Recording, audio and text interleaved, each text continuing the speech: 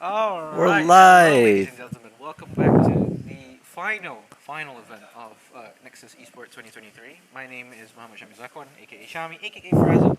Today I'm here joined with, Amir Audi. and today we're going to be watching the grand finale for Valorant between Starlight versus Take and Friends. You see, who do you have? Who do you think is going to win? I'm not really sure because both teams, let's just say, they really like to play kind of methodical. They like to Hmm, go slow, and they have many strategies under their belt, and only that, I good agree. players under their belt as well. I agree. I've For seen. me personally, I think it's going to be a very, very tough in between match. I feel that it's going to be neck and neck. I think we're going to probably go to game five. Oh yeah, that's what I'm thinking of as well. Now, Right. I'm kind of hoping that we can maybe see some previous matches on a replay, but technicalities here Agreed. might not allow that. Agreed. chatters, comment down below what you guys think who's gonna win. Yes, vote down in the comments and just say whichever team you think is going to win. Is it going to be Starlight or is it going to be Tucky and Friends? Just let us know down in the comments below. Who you guys got? And if you have time, might as well like or follow our Instagram. What is our Instagram? Plug. ETP Griffin underscore, I think, if I'm not mistaken. Yeah, ETP Griffin underscore. UTB Griffin underscore. You think? Hang on, I forgot if there's an underscore.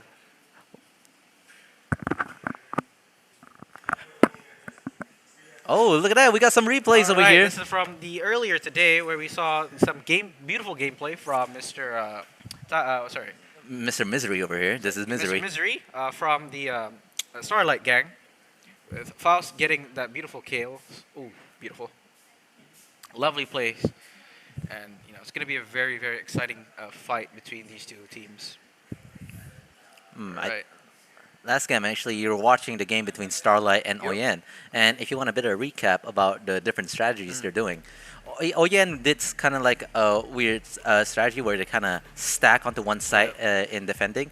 But if we look at Starlight actually likes to change things up in between rounds. So sometimes they go fast, sometimes they go slow. They're trying to keep that unpredictability going, which really keeps the opponent off their guard. Alright, so we can see here we're playing currently on Split, and apparently we're actually gonna see Kurama on the Raze, his trusty Raze. Gesu on the KO. Surprisingly, I thought he would have been playing the Omen, but that's alright. Top G Psycho is actually gonna replace with him playing the Omen. Sumpah Boy. Oh, actually not. Top G Psycho is going back to playing Sky. I gotta tell you something about Kurama though. I believe, if I remember correctly, Kurama played Raze a couple of games before, where he got triple kill. Exactly. With his ult. It was an amazing play. It was a very amazing play, and I think the map was Ascent. Be playing Cypher. Okay, so we can see that the team is select your agent. Similar. However, the only difference is instead of being an Astra, we have an Omen on the Take and Friend side. I think an Omen is much more versatile than an Astra because of that TP. Correct, but we can also say it's very it's a bit difficult with Omen, especially since Omen only has like 2 smokes at a time. If you're gonna try entry up onto like say for example A, you have the choke points up in ramp, and then you have the choke point up in what's it called, Heaven, the other one near CT. Well, I guess to counteract my own argument, I guess Astra also has a bit more versatility because of her stars. It can do more than just smoke. Yep. It can pull in, enemies. And her smokes, they can be changed into different things. Yeah. And now we're gonna start the game over here. Yep. The first team on the defending side is who are these guys again? Defending side, we're gonna be seeing Starlight. Starlight. We're gonna be seeing actually, what's his name? Mr. Sagrator setting up on A, setting his camera up on A, and then we're gonna see. Ooh, okay, I kind of like this. Take and Friends are going for a full A push. Very lovely to hear. Lovely to see. But I think it might be okay on Starlight's side because they do have Whiffin Lou, who's one of the star players, holding up on ramp. And but he has made noise, so I think they do have some info. Right, they're going for a slow entry. He's waiting for Omen's waiting for that flash. There. Seems that nobody's covering ramps so far. I hear that there's one up ramps. All right, Raze is gonna push up ramps. Oh, they are pushing up into side. We already got first contact. Ooh, but Whiffin Loop gets that trade back on Misery. Somebody out. But Take and Friends have already made it on the side. Spike and planted. They've gotten the spike planted down. Apparently, Kevin is holding up on elbow. Sagrator does make noise, so they do know where Sagrator is. Yep, it's all up to the defense now. They're going full retake, but it seems like they're kind of stuck on the outside of the site here. They can't really push out. Oh, Kevin being aggressive gets kill for that. Gets another kill for that. Gets 2 kills for that. One enemy remaining. Lovely plays from Take and Friends, winning the round. 2 kills for Sumpah Boy and 2 kills for Kevin. Now, what's interesting is during that round, the defending team, especially the Raze, Wolf, is kind of like far back onto ramps instead of actually checking, A main and checking the entrance, which is like kind of, not getting enough intel for the entire team. That's saying that, hey, the attacking team is going full A. So maybe if the Rays at that time kind of pushed up a bit, maybe checked on ramps instead of staying behind. Yep. Okay, so we can see that Take and friends are going for a full Spectre loadout, and the what do you call it? Starlight is going for a full Sheriff loadout. So they're gonna try to push up to the side. They are very aggressive on the side, and they get that kill. They get Sag Reader gets that one kill, but gets traded out by Kevin. Kevin is a bit Spike aggressive, pushing planted. up into, I think it's called Labs. I don't remember this. Hall, sorry. Kevin is holding an aggressive angle. He hasn't pushed out yet. He is waiting for that. He gets that kill. Oh, he does fall back, but after One that, enemy he remaining. gets that third kill of the game, of the round. Sorry. Can he get Inside. that fourth kill? He can, because he gets, and he gets the 4K for this round. Lovely play from Taki and friends. Honestly, I feel like that was kind of expected. Take and friends had the gun advantage. They were all going Spectres while the other team was just going either Sheriffs or Classic. At that point, they really had to close the gap if they wanted any chance to win. Yep, but that play from from Sagrade was very, very lovely. yep, The way that he just still managed to get that one kill, as I don't think they managed to actually clear outside properly. yeah, Take and friends knew what they had. They knew they had the distance advantage, so they don't have to fully push or commit. And now Right. we're going on to the next They're going round. for a, I think, sort of an A fake, probably trying to go push up mid. As you can see that Raze is coming up through sewers. There. Sky is coming up through market. They are going to try and get mid control. But since there's no info just yet, we'll have to wait see where they're going to try and execute. Yeah, there's a lot of smokes at mid, which is denying both the attacking and the defending team Kurama any does info. throw his grenade up, There. what do you call it, heaven. But still, no form of contact yet has been established between each team. Alright, so both of the teams are going very cautiously right now. Does Grenade! his dog into Get him. heaven. Great, that's aggressive. Ooh, does get the ding on Faust, but unfortunately, Faust just re-heals that back. So they're down the player, Hulk out. and they can't really aggressive. Kevin does get that kill back again on Whiff and Loop. Now, are they trying to go for an rotate, or are they still gonna what do you call it? I don't know, the game seems kind of undecided right now because Right. both teams lost a man. Yep. But right now, whichever side they're going to take, we're not really sure. But it seems that maybe 30 they're Faust going seconds gets to the left. be. info that they're gonna up heaven. If he peeks again, he will die probably. Oh, And he you're does right. get triple peek, and he does die. From unfortunately, Dog does get one back, so it's equal back 3v3 again. Yeah, Dog does fall back. Taka and friends really have to plant real quick here. Kevin does get a kill 10 again, seconds so left. he does. It's a 3v3 Spike situation planted. I feel like Taka and friends have the site pretty well locked down. All the defending team is currently on heaven, and everybody else is on site. And it seems that what was it? Superboy is holding this in great angle. If they peek out, he can just wide swing, or Yep. just close swing and then get that kill. All you have to One do has is dropped, wait. so he knows that one has dropped. One enemy remaining. And now it's just a He knows 1v3. one dropped. That's exactly And where he is. Superboy cleans it up, wraps it up with Gesu. Lovely round from Take and friends. See, that was a very, very early on. It was a very good kill from Starlight's side, where they got that kill on Mr. Kurema. However, unfortunately, I don't think they were able to capitalize on that because they were a bit, I think, hesitant to be aggressive there, which sort of was an issue for them. Yeah, they were being pretty hesitant, and you can tell during the beginnings of the game it was going fairly slowly. Both sides does not want to overcommit, and especially on Take and Friends side, they were really going very cautiously, especially when they were trying to push up mid. And since there were a lot of smokes in that area, obviously neither side wants to take the risk. Yep. But at the end of the day, you know, Take and Friends did push up the B side, got the plants down, Yep, and they won the round. and they won the round. Grenade. Alright, so currently Take and friends are trying to go for an A push execute, I think. And currently Starlight are unfortunately on an eco round. So they only have Sheriff up with them. Wrong And buddy. only a Bucky on Whiffaloof. Oh, Whiffaloof does get the kill, but he gets traded out by side. Satchel out. And I think they're not going to go for a push. Oh, Misery through the smoke. Faust gets a headshot. One enemy remaining. Oh my god. Spike what an down upset. A. Yeah, the eco team is really getting their shots in. Eco team really got their kills in. Now Gisu all alone. in a 1v4 situation. Yeah, and plausible. everybody else got guns. Yeah. Well, not really. It is a plausible 1v3, but only if you can kill that range. I don't know But because now you on the other emphasize team, it. both Sky and Astra have gotten 30 guns. seconds left. So it seems like a very desperate situation for Gesu right now. I think the best play right now is probably to save. Yep. If you can at least get one kill, I think you should be okay.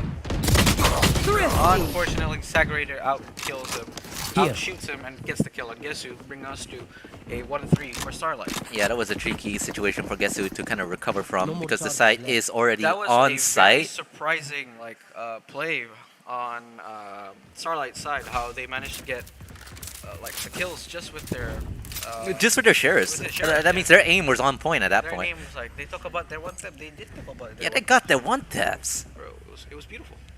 Yeah. And let's see what was going on to the Alright, next we're going round. for another full buy round for Taki and Friends team.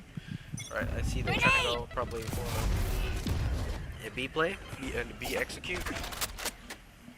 Alright, but they are still playing a very methodically, very slow approach, one would say. Yeah, and they have their But manpower Faust, very however, spread out. has been quite aggressive, and he's trying to take mid control, which is very good.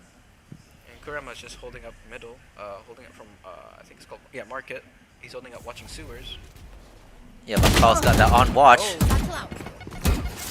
Really keeping on contact, but all of them backing off. Kurama tried to aggress, but he does fall back because he does not want to get killed early on. And so Faust does fall back as well. Oh, but the attacking team is not pushing up mid. Yep. They kind of gave up on it because they saw the Astra smoke, probably why. Oh. My camera is destroyed. I got Sumpit Boy, the Cypher, all alone in garage. Yup. But if he is able to kill the other Cypher and the Raze on site, they might be able to take on site. But the rest of the team They are going. going for it. A Yeah, execute, the rest of so the team is They A. could try and fake it on B, right? And Yeah. then force that rotate, and then they could just easily force up into A. But 30 seconds on the clock. They have to. 30 execute seconds now, left. So they're pushing into site now. Hawk out. they're really on the clock. Misery does win that gunfight between Hawk out. Kevin, but Kevin does get traded back by Gesu. Now they're on the side. They need to get that plant down. They have 10 seconds left. Oh, they need to get that plant down. 10 Okay, seconds they do left. get that plant down. 3v2 is a good Spike situation. planted. He does get his ult off. He gets their info. And now they know But exactly they know where they are. He is 10 HP, so he has to rely on Faust to save him. Both Faust and Segregator are going together, trying to peek off each They're other. both low. They're both very low. One shot can kill both of them. One enemy remaining. But now Segregator knows exactly where he is. And Psycho clutches it out with that 2v1 situation. Now Psycho's there's just some better, just serenity. faster. Great shots. And only Unfortunate round for that, Starlight. Psycho had like 70, 90 HP, was it? 10 HP. No, that's the other guy. Oh yeah. Wait, no, Segregator No, is the one with it. Segregator had 10 HP. Yeah, Segregator is the one with 10 HP. Psycho Sorry, had it was 90, so Psycho he as was 90 surviving. HP. Lovely play from Psycho. Nice headshot.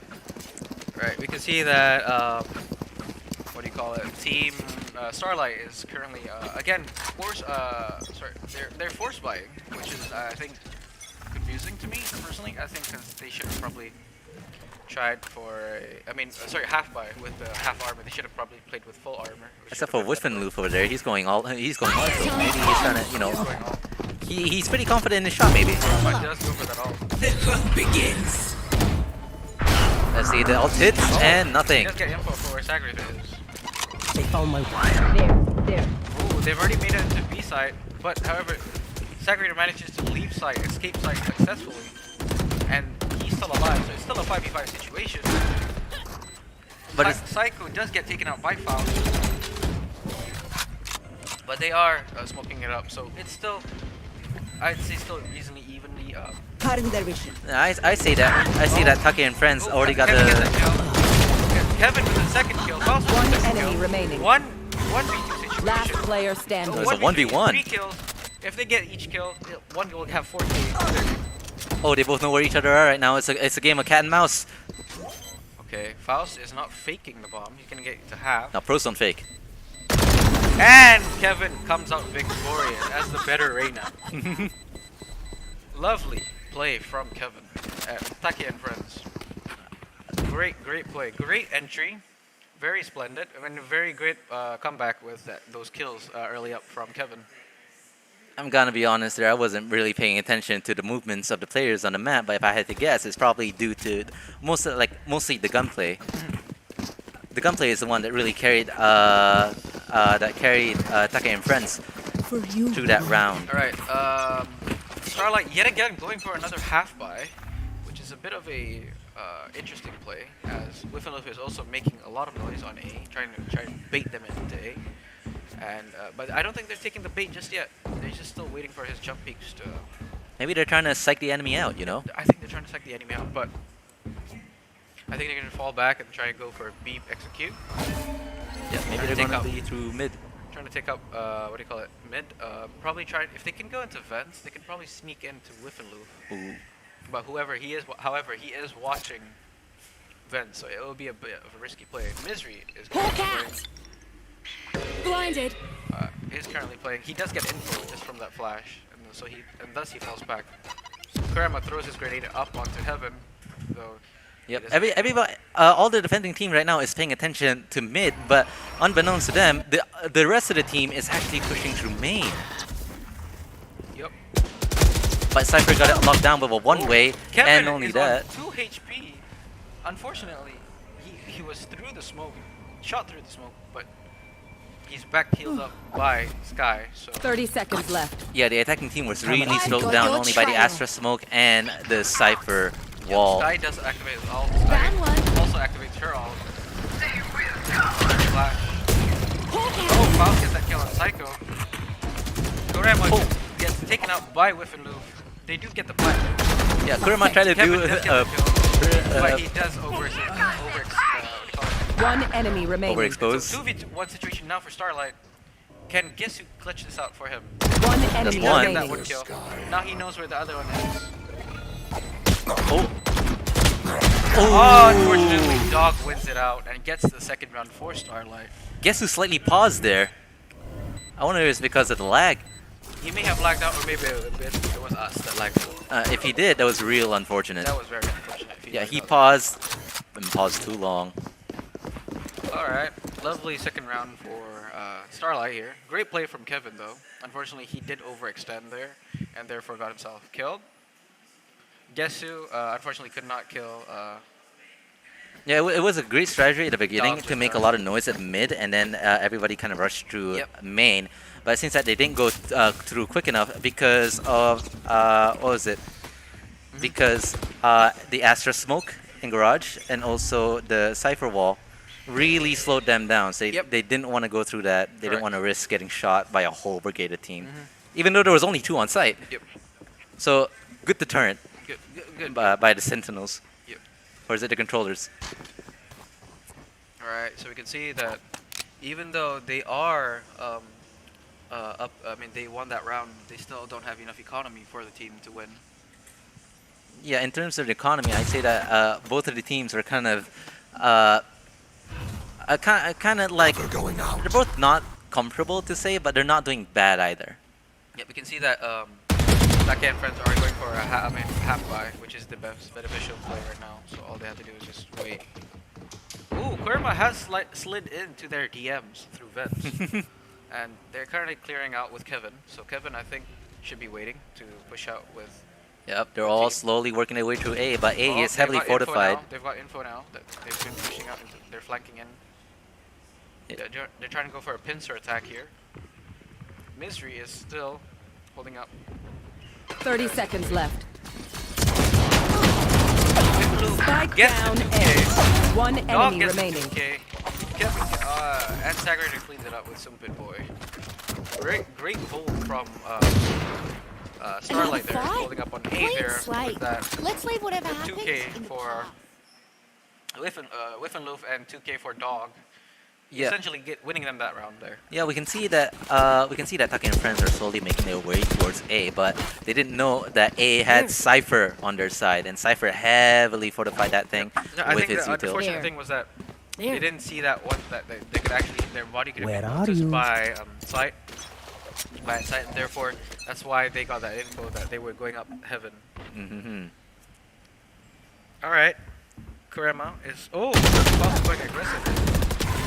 Misery goes aggressive. Now, Psycho. False trades him back, doesn't fall back though. It's now in 2v4 situation. Cypher does have his ult, so he can still make this work if he can get one more kill. Then it's a 2v3 situation. Yeah, it's not going great with Take and friends right now. They already lost 3 people in the first couple seconds off the ground. Yep. They gotta be very creative here. Boy does get tagged, but he does fall back safely without dying just yet. He got past that one way. Guess who is slowly making his way towards A site, hoping that maybe he can plant there. But there's another Faust player does going get taken sewer. out by Gisu. Yep, guess who might be intercepted here by the player going through sewer. Last player Yep, standing. there it is. Spike down Great mid. flag from Dog. I have It's all a up to spike. Cypher now. He only has 40 seconds on the clock. He has to execute. He has to push onto one side now. He has to commit to one side. Yep, he only has 1 wall and 66 HP. I don't think he can do much. 30 seconds And only left. that, it's a 3v1 situation. Oh, and he's stuck by the Cypher trip. Now everybody knows where he is. He does get the kill on his enemy. Cypher div. But can he win this second fight round? I don't know. Oh, he does get that Spike info planted. there. So he does know. So he can just wait. Essentially, he can just wait this up. Because at least he knows where they're coming from. And he hears that reload. So he knows that they're going to come from there. Yeah, but he's one shot though. He has one shot. But all he has to do is just aim for the head. Oh, and they know where he is. This might go poorly here for some big Cage boy. triggered. Oh, Dog does. Yeah, even though he put out his own wall to make sure that nobody can see him crossing through, unfortunately they did see the tip of his head, and unfortunately he died. Unfortunately, an unfortunate round for Take and friends, but you do get that plant down, so they still do have some form of economies. Another great round, 4th round for Starlight. So great early entries from Faust and Misery, getting that 3k up mid. Oh yeah, they were really relying on that mid play, Take and friends, but losing 3 people early round in that spot dealt a heavy blow on It was them. a very crucial fight. Yeah, if we look at the round right now, it's 4-5. Like we said before, we predicted before that I think they're both pretty evenly matched. Yeah, they're very evenly matched. Ooh, Oh, Faust with that off play. Yeah, kills Faust going Kevin. up. Wow, very great play. Is he gonna do it again? Nah, there's nobody going through mid right now. It's all in garage. Segregator trying to set up his, usual one way. His trap. Oh, Top G Psycho knows not to peek just yet. Just narrowly misses, but guess who does get killed out by Faust? Cage triggered. Oh, right now Segregator is the Segregator only does person get on taken out site. by Kurama. Oh, but Faust just takes Spike that down 3K. B. Something boy. Last player standing. Faust gets get the 4K. Can he get an ace? Satchel out. Satchel out. Come on, Psychos. 1v4. He gets the ace! What an amazing ace from Faust! Single-handedly destroying the entire Taki and Friends team. Outrageous! Faust did have that op. Now, that was a very amazing play from Starlight, how Faust got that easy early fight up mid, getting that 1k, and then getting that 2k, and then getting that 3k, and then getting 4k when Kurama overextended and got himself killed, and then just finishing it off with the Phantom kill.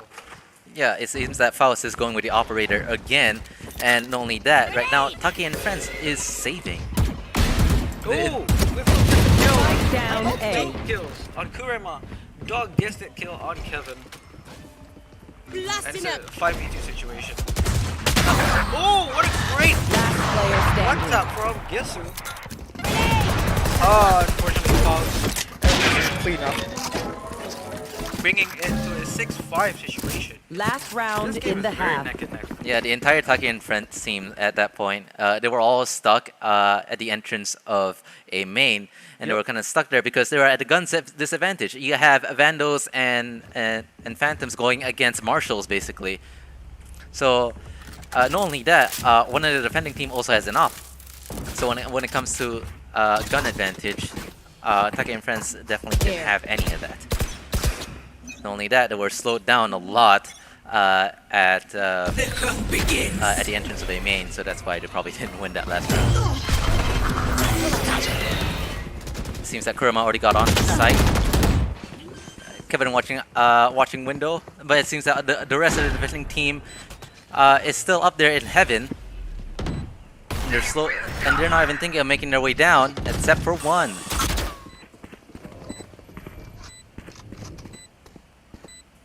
No one has yet to die. It seems that nobody wants to push up.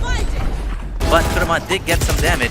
Oh, Kurama pulled up his ult, but unfortunately died while using it.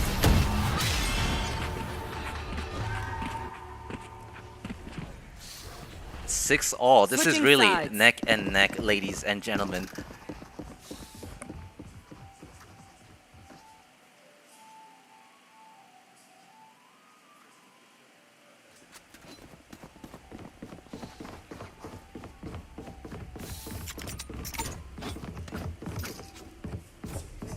Going on to the next round, it seems that maybe Starlight is going for a full B push, going through garage here, or actually no, it's a garage mid split. They might have a higher chance of going through mid here because only Sky is watching over mid.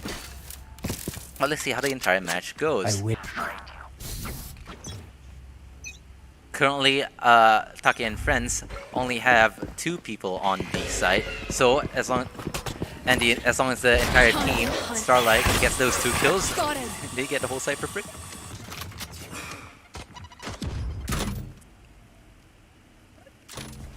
The attacking team at mid is slowly making their way up, but got completely deterred by the Omen smoke. And they are smoked again at garage, but it doesn't stop the the attacking team. Guess he tried to select through smoke, but shot nothing. Dog is falling back. They are very heavily pushed up onto mid though, however. They do have mid control, so they can either execute a B push or an A push right now. Whiffenloaf is just holding up meticulously. Just up on B. They do hear sounds that they're going to A, but Swamp Boy just holding up by himself. Oh, they know that they're pushing up onto B now. Can he get that kill? 30 Can he get seconds that one left. kill? Can he get that second kill? Super Boy gets that 2 kills. Can he get that 3 kills? He gets killed by Dog. But Sagrator Spike down gets B. taken out by Gesu. Misery gets that 2k. It's still a 2v2 I have situation. the spike. But now they need to get the plant down. They have only 15 seconds on the clock. Gesu is holding up site with time on the clock. 10 seconds left. One enemy Nice. remaining. Gesu gets the kill. Spike Misery down B. is 3 seconds on the clock. He can't Definitely get the don't kill, have and they time. lost. And he gets killed by Gesu with that 3k. Lovely play from Take and friend. Starlight was a bit too slow there on that round. Not only that, Omen did a great job trying to slow them down with his smokes. The attacking team didn't really have a chance to go through garage and didn't really have a chance to go through mid because of those smokes. So Gesu, good job. Splendid play from Gesu.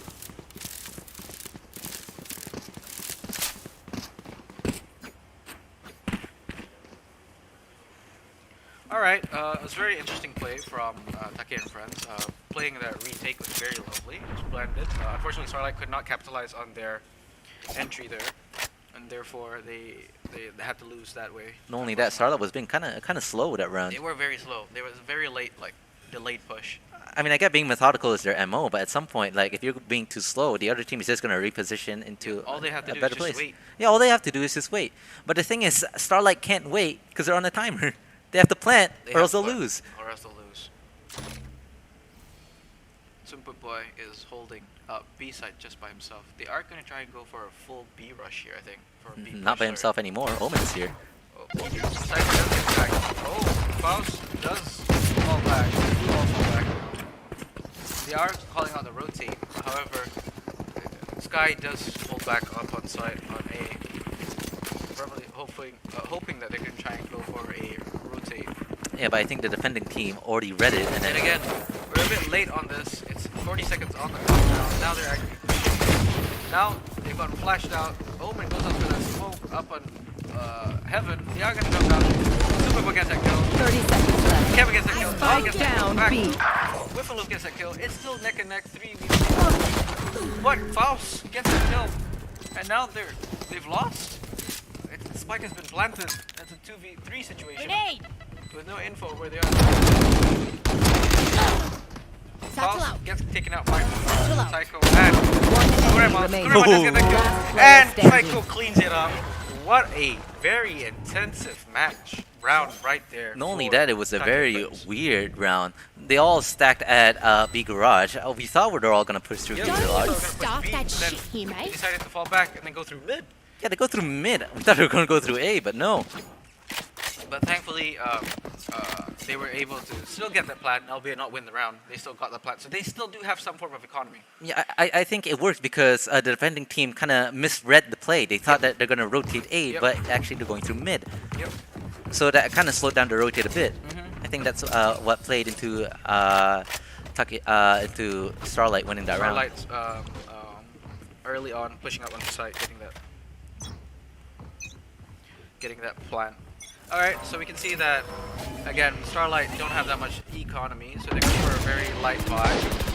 No, they're going very light fire right Very now. light. Bomb buddy out. Whiffaloop does have what do they call it? Kurama does get the kill. Gets a down second A. kill. Kurama with the Bucky. He has been insane with all the shotguns lately, but they do get traded out, and it's a 3v3 situation. I think Kurama should try and fall back and get that kill at least from Sky. But sorry, what's his name? Whiffaloop. Sorry, my bad. I'm looking at the wrong thing. So now they're trying to go for a B push. Sumbit Boy is falling Careful back here. quickly, back to side. Holding up on T base. Sorry, CT base. Yeah. They are up at heaven. Omen does smoke up heaven. They are going up back heaven. And they do walk around and they're wrapping around CT. I think they're trying to go for a B push. Kevin does fall No, they're back. going for an A push. Oh, they're going for an A. Kevin hears his very smart play, and then he falls back. Can he? Oh, he cannot get that one kill. He does get the kill on Sky, who overextends there. Stealing fast. They are Last pushing up on player the side. standing. Kevin gets the second 30 kill. seconds left. Dog is alone right by himself. He has to get this plant down soon, because it's 20 seconds on the clock. He has no time. He can get that plant at least. Kevin is now backed up by Sumpit Boy. I think now he's going to try and go for that plant. He does go for that plant. He is committing to that Spike plant. planted. So now it's a 2v2, My ult 2v1 ready. situation. Dog has to get the first kill. At least then he can win this round. A chance of winning this round. But if both of them just double peek him. Oh, unfortunately, Sumpit Boy wins that duel against Dog. I feel like Bring that. us to a 6-9 round for Taki and friends. Nice. Nice. So that was a very great play for Starlight early on when they pushed up into CT, but I think they should have tried and committed to B rather than to A, because A, they already had that amazing play from Kurama getting that 2K. I think they should have feared a bit, because I don't think they were well aware of where Kevin was. Yeah, Ara Kevin, actually, it seems that Ara Kevin already knew that they're gonna come from CT. Yep. That's why he decided to stick back and play up A. Yeah, why did they go A? A seems like the farther option. Or maybe they want to play, the least expected move. Yep, they're going for another half buy play from Starlight's side. As you can see, the entire Shadows traveling. Take and Friends team is fully stacked and loaded. But They they're are all holding just up- waiting on A. Yeah, they're always holding on A. Careful. Like, this is the same issue that I saw similar with Oya and Ganas early on when they were fighting against Starlight. They sort of incorporated the same thing. They kept pushing the same side, and they knew they didn't have any what do you call it? Their win rate was very low there. Like, their gunfights was very low. So they kept pushing it, and that's how they would lose rounds, easy rounds that they could have won by just pushing the other side, putting more aggression on the other side. And also, they're kind of heavily stacked on one side instead of like testing the waters onto all the other sides. He does go for the aggressive push, but he is blind. Oh, but he made it though. But he does push on the side.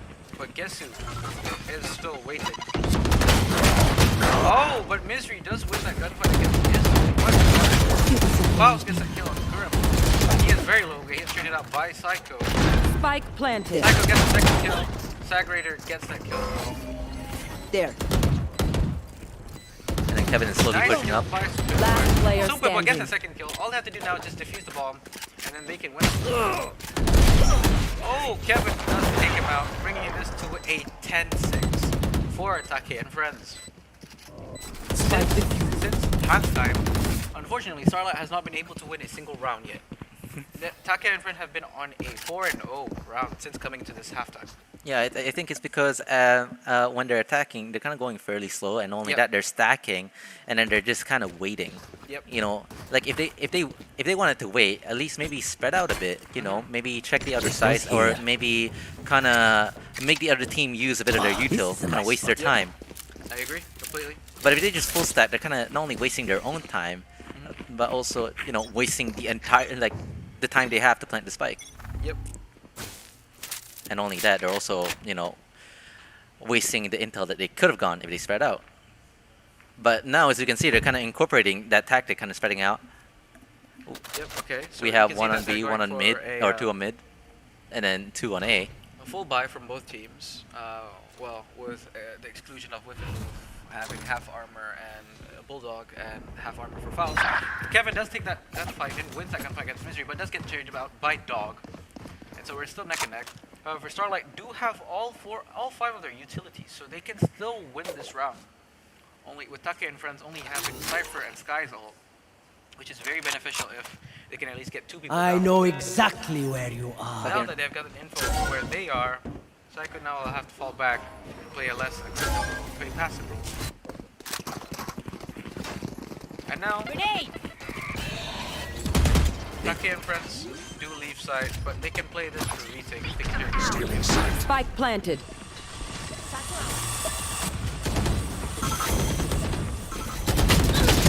Nice kill from Psycho, getting on with them. The hunt begins. Dog does push up heaven. He's trying to get the he does get that kill on Stupid Boy. But they do need to try and get that kill on the side there, so then they can actually survive. Reyna does get taken out. Oh, Dog. Last player standing. Oh, get One Dog at the enemy A's remaining. out. We'll see. He has that 4 HP on. All he has to do now is just peek.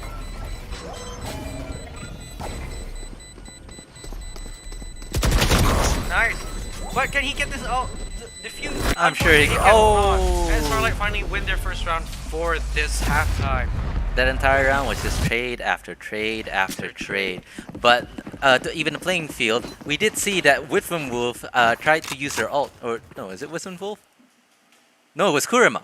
Kurama tried to use their ult, but it died while using it. Dog was just in the better position. He didn't notice Dog was there. Yeah, Kurama As a died result, before getting to Dog, use their ult. Yeah, and as a result, Dog managed to get that 4K. This goes here. I think that happened twice actually. Kurama tried to use their ult, and then they died before using it. Unfortunate.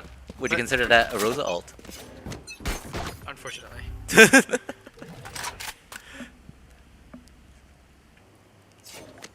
Psycho is playing up heaven with Reyna playing on site, Kevin playing up on site. He is playing with a Stinger though, however, and he has only 1 flash. A bit of a Hawk out! detrimental play to the team. He Yeah. does get info though that they are up A, so he at least can safely say that that there are people up A. So Yeah, Segregator has the spike, but he's the one at the very front. I don't think that's the safest I move think to he's do. trying to wait for that push because I think he knows that one of them will eventually try to push, and as a result, he'll be waiting just to judge them. Give them Judgment Day. Yeah, you can give him judge, but maybe he should have given the spike to somebody else. If he dies, then the spike is up ahead, and then the enemy would know where the spike is. Exactly. But it seems that not Take in front, Starlight is now fully committing to A, Yep, they are trying to commit to A. but they got completely deterred by the Omen smoke. Yeah. They are very slow by. They do get that. You ult are out, divided! and they do get that ult out, so they do know that they're going to play out. 30 seconds left. Tagged in. I've got your Kevin does get that kill. Kevin gets his kill. It looks like gets killed by the lookalike. But Last Rob doesn't player go down. standing. Guess who gets that kill on Saturday? Spike Now it's down A. 1v4. But he gets defeated by some good boy. Bringing us back to 7-11. Nice. Stream is not sponsored by 7-Eleven. I mean, if it Please is, sponsor us. if it is, that'd be great. Anyways, great play from Taki and Friends team to hold on site and especially getting that early 2K was a very, very good play. Yeah, at first they were going for a split move, one on garage, one on Yep. mid, and then the rest is kind of on A. I think we can kind of guess that they're wanting to play onto A. Yep. Right, and now they have to force a eco, like a half buy, because if they buy this round, they can't buy next round if they lose this round.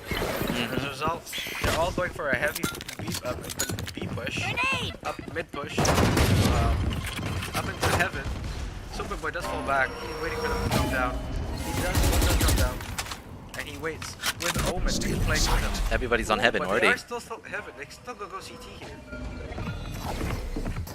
Spike They are. Kurama clears it out. But Spike Whiffle down, gets it. defender Kevin spawn. clears it out. But Dog gets a kill back here. One enemy remaining. Boy clears it out. This is 2K. What a lovely turn of events. Unfortunately, they weren't able to keep the team Match intact, point. but they did at least. Sorry. Unfortunately, they weren't able to win the round, but at least they did break some of the economy for the Take and Friends team. I think the outcome of that round was pretty predictable because of the gun advantage. They had no weapons. It wasn't to be expected, but very surprising that they still managed to get 2K. This goes Very here. splendid play. Marshals, frenzies, and All right, we're going for the match point here. Take Oh, and it's Friends, match all they point have to already. do Just is win this round, and they'll be up 1-0 in the best of 5. Faust does get that kill on Kurama. Kurama may have overextended there, and as a result, he has died. Unfortunately, up at heaven. Right, we can see all of them are bunched up all at heaven. They are going to try and push up into heaven and probably vents, but still no form of information yet. Whiffle is about to start maybe his Roomba bot, but does not use it just yet. Misery is hiding up in vents now, holding up vents, making sure that no one else can enter up vents. Now they're trying to go for a B push, but Roomba bot has Raze does activate his bot. Gets that kill on Super Bowl. Grenade! And now, unfortunately, B side is open for the taking. Kevin does get taken out by Dog, unfortunately. And as a result, it seems that Starlight has a B side kind of Spike under planted. control. But Gesu is slowly trying to make his way up, Last maybe player trying to get as standing. many kills as possible, flashing in, trying to get the kill. But unfortunately got killed by Witton Wolf. unfortunately, Starlight still holding on, still fighting back. Maybe they can turn this whole thing around. Unfortunately, that lovely 1K from, that ult from Whiffle was very lovely, very splendid. It may have been a waste, that some would say, but in my opinion, that was a Hey, a kill's a kill. really needed ult. Alright, they are trying to go for an A push here. However, even though winning the round, they still don't have enough economy just to actually buy a Vandal. As you can see, Misery and Sagrator are still holding on to the Bulldog. They're going for a very quick A pick. Very quick. Oh, and no one's on A side. Grenade! This is A taken. Kevin gets the free kill. Bomb Spike has been down dropped down. A. But Misery picks it back up, and now they're going back on the side. Misery does get the fight down. Faust gets that kill back from Psycho. So that was a neck and neck 4v4 There. situation. They do have ults that they can use. He does use that ult. They do know where they are. Seems Oh, that the Gesu defense. gets a kill. Wait, Gesu back up. Kevin gets a kill. Last player Kevin gets standing. traded out. One enemy 1v1 remaining. situation. Superboy in this 1v1 situation. Can he clutch it out and win the first game for the team? He has to win against Whiffaloof, who's wrapping right around him. And he gets taken out! He has time to win the game. And their first game is taken by Take and Friends. Yeah, that was a What flick right there. splendid game. What an amazing game. Very Defenders close. win. Never During that round, we can see that Take and Friends were trying to go for A. Yep. Right? And it seems like not a lot of people was watching Yep. A, so they just got it for free. Agreed. And Superboy just clutches it out for his And team. only that, Amazing play. yeah, and not only that, they did an amazing job holding that site. They were stuck CT backsides and heaven. Even after being pushed back by them, their retake play was very amazing. The way that they were able to just at least get one pick, and then the moment he got that one pick, Cypher just came in through his ulti, got that information where everyone is situated, and from there it was just easy pickings in my eyes. Yeah, that round all came down to that 1v1. Yeah, And- that 1v1 situation. If Whiffaloof had the timing down, his reflexes were a bit higher. I think he would have been able to actually win that round and actually get that. No, I think the Cypher just has He had like eyes. No, dude, he was looking somewhere else. That must have been like a crazy flick. Exactly, bro. Like, let's see if we can see in the replay here. Right, like the way that he's like, you know what? I think he's behind me, and then bam, he gets that kill. Mhm. Lovely, lovely play from Sumpit Boy there. Just winning the round for the team, winning the game for them. Yeah, the game overall, like we've said before, both of the teams, Both like, of the teams are very highly skilled, and it's a very, very close game between each of them. not only that, their tactics were kind of similar Yep. in style. They were both kind of going at it cautiously. They're kind of taking their time. Sometimes, taking too much time. Yep, and we can see that from the gameplay here.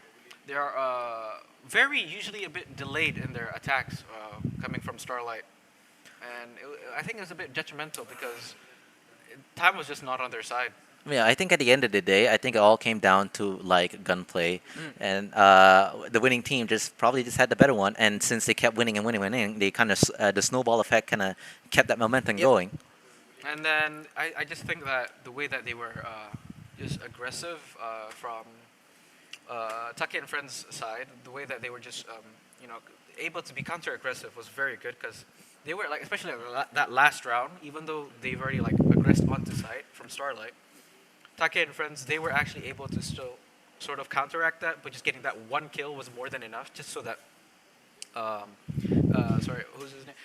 Some Point Boy's ulti was just able to just go off, and then everyone had the info, and then it was just a matter of time of when they would actually like execute them all. Yeah, I think that's all the. I think that's has to wrap it up for this current match between Starlight and Taki and Friends. Yep. So we're gonna end this one and go over to the next one later on. And what is the next match? I think the next map is. All right. Unfortunately, We don't know yet. the next map just yet, but we will. We'll get back to you right back. Yep, and we'll be taking a break. So Catch see you in ya. a bit. See ya.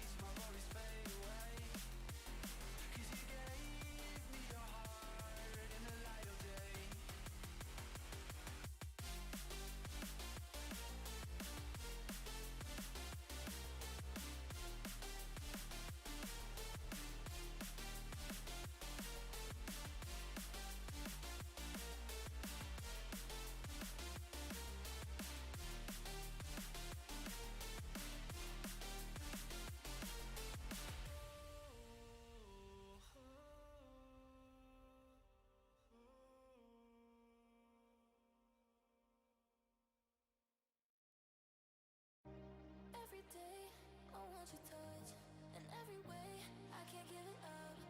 Anything just to feel the rush. This just ain't enough. Oh, will you be my ride or die? Oh, we can do this every night. Oh, yeah. Will you be my ride or die?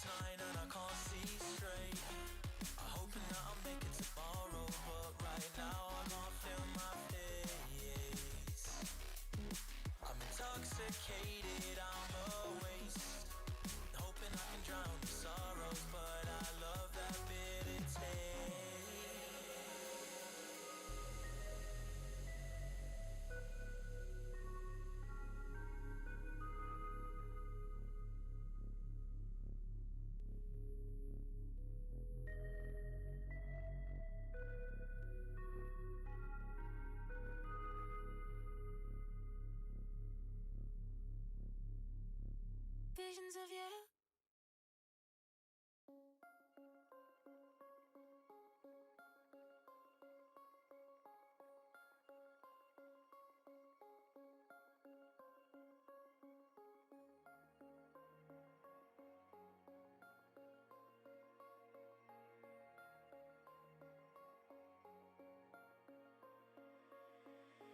Just take a breath and take it deep to show the world that you can see a life that's full of wonder, but it will never be enough.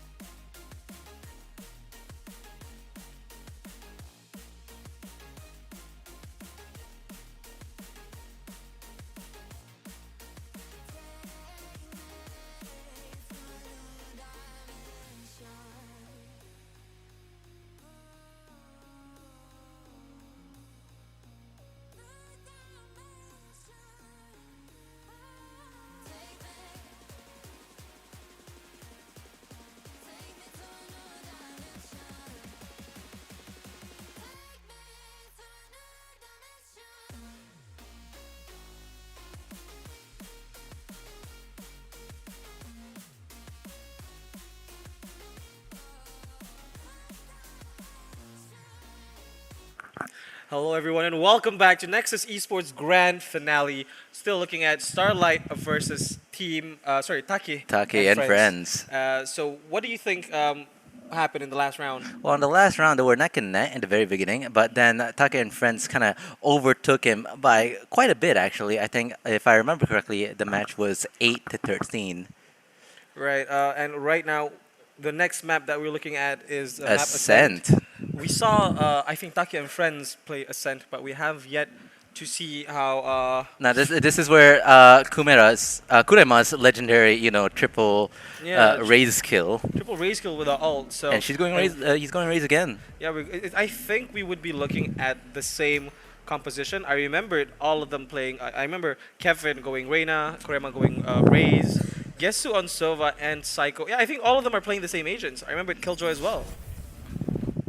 So I think we might be looking at a very similar playstyle, if I may, for Taki and friends. But we will see how the Starlight team conforms to the strategy, whatever it may be that Taki and friends throw at them. Yeah, we know Starlight really likes to go whenever they're attacking. They really like to go somewhat slow at the very beginning, and then and not only that, they like to wait and stack onto like main a lot. So and usually that's what get them killed early on. So I'm hoping maybe they try to go for some other strategy this time around. We'll have to really see what they have in mind for the time being, especially since this map is not something that we've seen Starlight play on. So maybe they have their own strat that might potentially counter Taki and friends. It seems that Taka and friends is going for an A push over here, fully stacked. I do kind of like how Starlight's positioning themselves with 3 men on A and all of them playing aggressive. It might backfire. Oh, one being taken out. Nice even trade. It is halting the approach quite well, but they're able to back off just nicely. Quite trade and 1 kill, 2 more kill, another kill. And Dog Spike going for the down. reload. Oh, going for and the the knife. knife coming in. Oh, but Segregator finishes Kurema for Dog. Well, that was quite a nice, impressive play. I think it's a nice counter strategy. As you saw, Starlight is able to hold back the entire team for, Taki and friends in their approach to A site. It was a very well planned strategy because we saw 3 men push into A main and then fall back into gate, but also having a tripwire on standby just in case they try to swing. Yeah, they were both kind of aggressive at that point, but the defending team they were allowed to be aggressive because of all those countermeasures that you just said before. Again, another contact early on A main and some utilities being used. Despite having some disadvantage when it comes to weapons, they are going in as fast and as quick regardless. And I think what they're trying to do is just try to get the plan down just for the extra bonus. And Kevin gets his first kill. Faust finds him instead. Kurema finds another. And for some reason, they're dropping down like flies. Take and friends still have 4 men alive. 2v4 scenario with a gun disadvantage. But who knows, maybe Dog can do a difference with the Vandal, or rather the Phantom at hand. This was a risky purchase for Dog, but may he find him. Last player one. standing. Still has another. Nade being used. Able to isolate the fight. With Loof still around. 6 HP left, going with the Ares this time. Trying his best. He's just falling back with some gun. 9 HP left. What will he try and do? I think he's just probably just gonna save. Thrifty. I don't think he has time. Ooh, both of them died, but I guess it's for the best. That was kind of interesting strategy, going fast, going hard. I guess it was just something that Starlight had in mind and was not anticipated. I mean, it worked out pretty well. After that really hard push, the rest of the defending team were kind of just stuck on Heaven, and they're all just kind of stacking on Heaven instead of kind of diversifying their manpower and kind of spreading it apart so they can cover more area. So I think that might have been like one of the misplays that Starlight kind of did there. Perhaps they were just anticipating because of the initial A rush. Maybe they were anticipating a B push instead, but they were just caught by surprise with yet another A rush. It seems that Taka and friends is going to push A yet again. Kevin gets the first blood this round. Kurema saves him from being killed by with there. Kevin gets a second kill onto Segregator. The match has already begun. 2 men left, rotating from B side as A side gets full control by Take and friends. Yeah, this is definitely not looking good for Starlight over here. 2 men only, and kind of very spread far Spike apart. planted. Aware of the mid push, mid might be coming in. Yeah, Misery kind of shooting through smokes there, but not hitting any of his shots. Player standing. Oh, the run and gun coming in from Kurima, and he finds Missouri, who only has a sheriff at hand and no ammo as well. Completely gunned down and at a gun disadvantage. Well, going into the 4th round, we are seeing that currently Take and Friend does have slightly, I would say they have better guns in general and That the goes economy there. to back it up as well. So Starlight will have to figure something out. They do have the guns, but they need to play it safe because if they don't win this round, they might, make the difference in their score a lot bigger. Yeah, as we can all see, Tucker and friends now have, all of them have full armor, but Starlight only has half armor. So I think that this match right now is kind of in favor toward Tucker and friends. But we'll see how it goes. And now going to the first time that Starlight is going in for a B execute. Race ult being used at the moment on Ryan, trying to get a kill. Not quite getting anyone, but is able to scare off all the defending members. And now Starlight has no choice but to go for the retake Spike here. They were all planted. completely pushed out of B side. And now they're just gonna have to hope for the best. But it seems that Tucky and friends have the site pretty locked down. Kurima with the 2 kills, unexpected that he was able to catch both of them by surprise, who was hiding just by the stairs. And now the rest of Starlight team, all of them trying to push through market. Going out with a blind, got 1 kill. False using the ult, now trying to get some information, does see Supit One enemy Boss got remaining. another kill. well. Kevin, last man standing. He is forced to be reckoned with. He's one, but gets taken up by Faust. Faust now Reina diffing Kevin. That was a pretty quick take by Tucky and friends onto side, but unfortunately, when it comes to gunplay, they just got outmatched. A little bit, and Starlight was able to narrowly defuse the spike because there was only 0.47 seconds left. Yeah, we see Whitman Wolf there was, I believe, was the only person holding on to that side, but he got out of there pretty quick, which is smart move on him, so then he can wait on his teammates and play off his teammates. It's really nice to see these very solid teams going up against each other, and it's very different from what we've seen so far. Oh yeah. Everyone has kind of knows what they're supposed to do, and there's very little mistakes being done here and there. This time it seems like friends are gonna go for a mid approach with no smoke, kind of just dry peeking for contact at the very least for now. You can see the crosshair, the placement as well. It seems like it's been activated. Thank you very much. Too many lasers, I would say, but maybe we can turn that off. We'll see. We'll leave that to the broadcasters to handle. What, you don't like the show? Well, I guess it's kind of nice to see. The execution cycle might accidentally blind his Reina, but Foz is ready with a Vandal. Yeah, Foss got the angle locked down.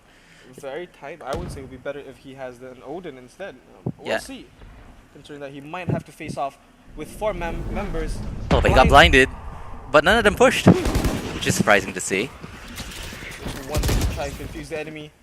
A very nice Cypher cage being used. Trying with the nice information. Cypher gets through but gets taken out. 2 men down already now in a 5v3 situation in favor of Taki and friends. Dog does get hit by some bullets and is not able to 30 get any seconds damage left. or maybe a little bit of damage to Kurima. And now it has to go for the retake as there's no one defending B side. Yep, Tucky and friends completely got B-side down now, and now they have also planted the spike. It seems that the rest of the defending team are just stuck at CT. They're not trying to push so hard because they were blocked by the Omen smoke.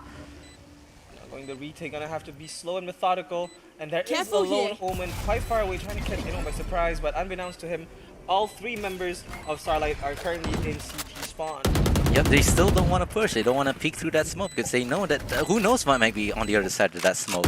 But if they don't push soon, He finds one, almost gets a second, but gets taken out. Both members of Starlight are low in HP. They might just consider just to save their guns and in the hope that they're not taken out. There was one person going to CT, but it seems like all of the members of Taki and Friends are just going to run over to their own spawn and secure yet another round. That's a very methodical play here by Taki and friends. They went through mid, they slowly checked every corner, and then they moved through B and just quickly got that site locked down. Yeah, and they were also able to like. I mean, I think they made some footsteps on A short, and not only did they do that, they also used the blind. I think it was a very solid fake. You know, holding the members of Starlight who were defending A side, and then just go zooming through to B, catching them by surprise, going through market and all the way to B side. And not to mention the Omen smoke really slowed them pretty hard. So even if they do want to retake, the defending team, Starlight was not willing to push through that smoke. I think they already gave up on retaking the side because I believe the strategy there was to try and they would know that most of the defending, most of the attackers are on site. So I think it's just more like they're trying to deny the exits. I mean, it's early on the round, so they can afford to maybe lose a couple of rounds in order to save their guns. Well, I mean, I'm just saying this based off of like the way that they were moving. Like, it doesn't seem like they were setting up any utility to be used for a retake, and instead they were just playing slow and waiting for any enemies to be caught off guard. Now going into this round, again another slow approach by Taki and friends, using some utility, trying not to waste too much of their utility while baiting off some of Starlight's utility. And although most of them, I mean, they did start on A side, but now they're rotating, leaving only their Kurema to Make some noise? Make some noise on A side and potentially holding off like the 3 members of Starlight, who's currently defending A side. Yeah, There he is, making some noise on A side. Not really finding anyone quite yet. Now falling back as most of the members of his teammates is 30 ready for seconds a B left. side execute. And I believe that Kurema might be just playing mid to catch anyone off guard during the rotate. Yeah, it seems that their plan might be working a bit too flawlessly here.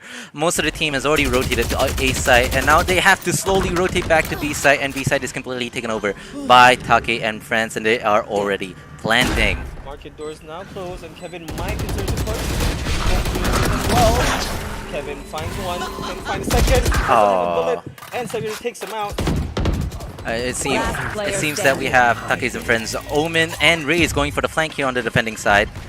Sagir, the last man standing, does have the ult online, knows roughly where Kurema is, and is able to find Kurema in a 1v2 situation. Doesn't quite know where the other two are, but it's going to be very difficult for him. He does have the camera on site to somewhat support him, but he doesn't have enough information per se. Yeah, this is a really risky push here if Segregator wants to go with it. It's a 2v1 situation, and this specific site here doesn't really give him a lot of advantages to help. Oh, Yikes. A mistake there, I would believe, by Take and friends. Losing some guns in the process, running out a little bit too late and dying to the spike. I don't think that's a favorable situation for Take and friends. I think they were still too wary of Segregator going at the back there, and maybe they just didn't want to, risk it. Yeah, unfortunately, it cost them their some guns. Yeah. This goes here. I'd rather keep the guns, honestly. They won't have time to defuse, so just keep the guns. Wow, this is a I nice think we've spot. seen Sagir play Cypher before on the map Bind, and it's kind of nice to see how he's mixing up some orthodox setups as well as some less orthodox one. And it can be it can be nice that you're mixing things up. So You gotta keep your enemies on your toes, you know? exactly. So it's gonna be difficult to anticipate what is it that's coming up. Nowhere to run! Dog pushing in with the flanks. Most of the members of Take friends are just prepared to take control of A side. Door is closed for now, and this might be a little weird that they're closing the door. I think they are trying to sort of isolate mid from A main, just in case they were going for a split push. It seems that maybe they're not rotating, are they? No, I think they're going back to A. I think they're going back to the short. This might be useful. Grandma gets a hit, but does get the kill instead on Dog. Psycho finds Room with a loop. Now they're going to be a little bit confused as to what they're supposed to do. Gets the kill by Tommy. Psycho with the teleport. One Gets enemy behind. remaining. And now leaving with one man alive. Misery No chance. finds one. Can he find some more? Two members of Spike Take and friends planted. are low. So if he can get at least the other two, the round can be secured. Utility is still full. He hasn't used anything yet. This is gonna be a hard retake for Misery right here. It's 1v4. Not only that, I think they have Take and friends have sight, pretty much covered here. Exactly. But Especially Kevin. Kevin has his sights right on Misery if Misery decides to push up. there's two of them actually. Dead. Oh, but unfortunate for him, Crosshair was in the wrong place. It's a kind of a weird strategy. Well, I guess it's not really that weird, but we know that Take and friends really wanted to go for the A push. So they know that main is kind of like heavy fortified, so they decided to kind of snake around. We saw Dog kind of going for the flank, right? But it kind of didn't work out. I'm guessing he kind of whiffed his shots a bit. I'm also not sure with what Starlight was doing, closing the door and like kind of separating the two areas, because usually, I mean, I can understand like it may be beneficial in certain scenarios to separate the two areas, but you know, it's not something that most people do, so I'm not quite sure what the intention behind that is. Going for an A again, but we have Kurama here going around B, maybe trying to go for the flank. Look at that, Starlight pushing up mid. Oh. To find False. False is being a bit careful, you know, not being sure not to overextend, and it does go to his favor. Like Spike will be planted, and seems like Take and friends will have full control. Where was the defending team? The defending team's not in A anymore. They're all gone. I mean, the defending team, if you saw earlier, they were just like pushing up mid, and I think it's due to the fact that they're on an eco round, and they were trying to, you know, catch them by surprise. We're seeing some stingers, some marshals, and I believe there's also there is one vandal that they took away from Kurema, so they might be able to utilize that to their advantage. You know, some utility. Oh, False gets taken out. Oh, some smoke kills so far. I'm out of and this stats. might actually be good, as they might be able to sort of trap the enemies Last inside. player Last man standing. sending out Poppy Psycho. Last Oh. man alive finds two. He's trying his best to try and defuse. He might die here. Oh, he didn't die. Oh no! Oh, Whiff and Loof! Whiff and Loof! Will he have time? Oh, barely! Half a second left to defuse a thrifty round.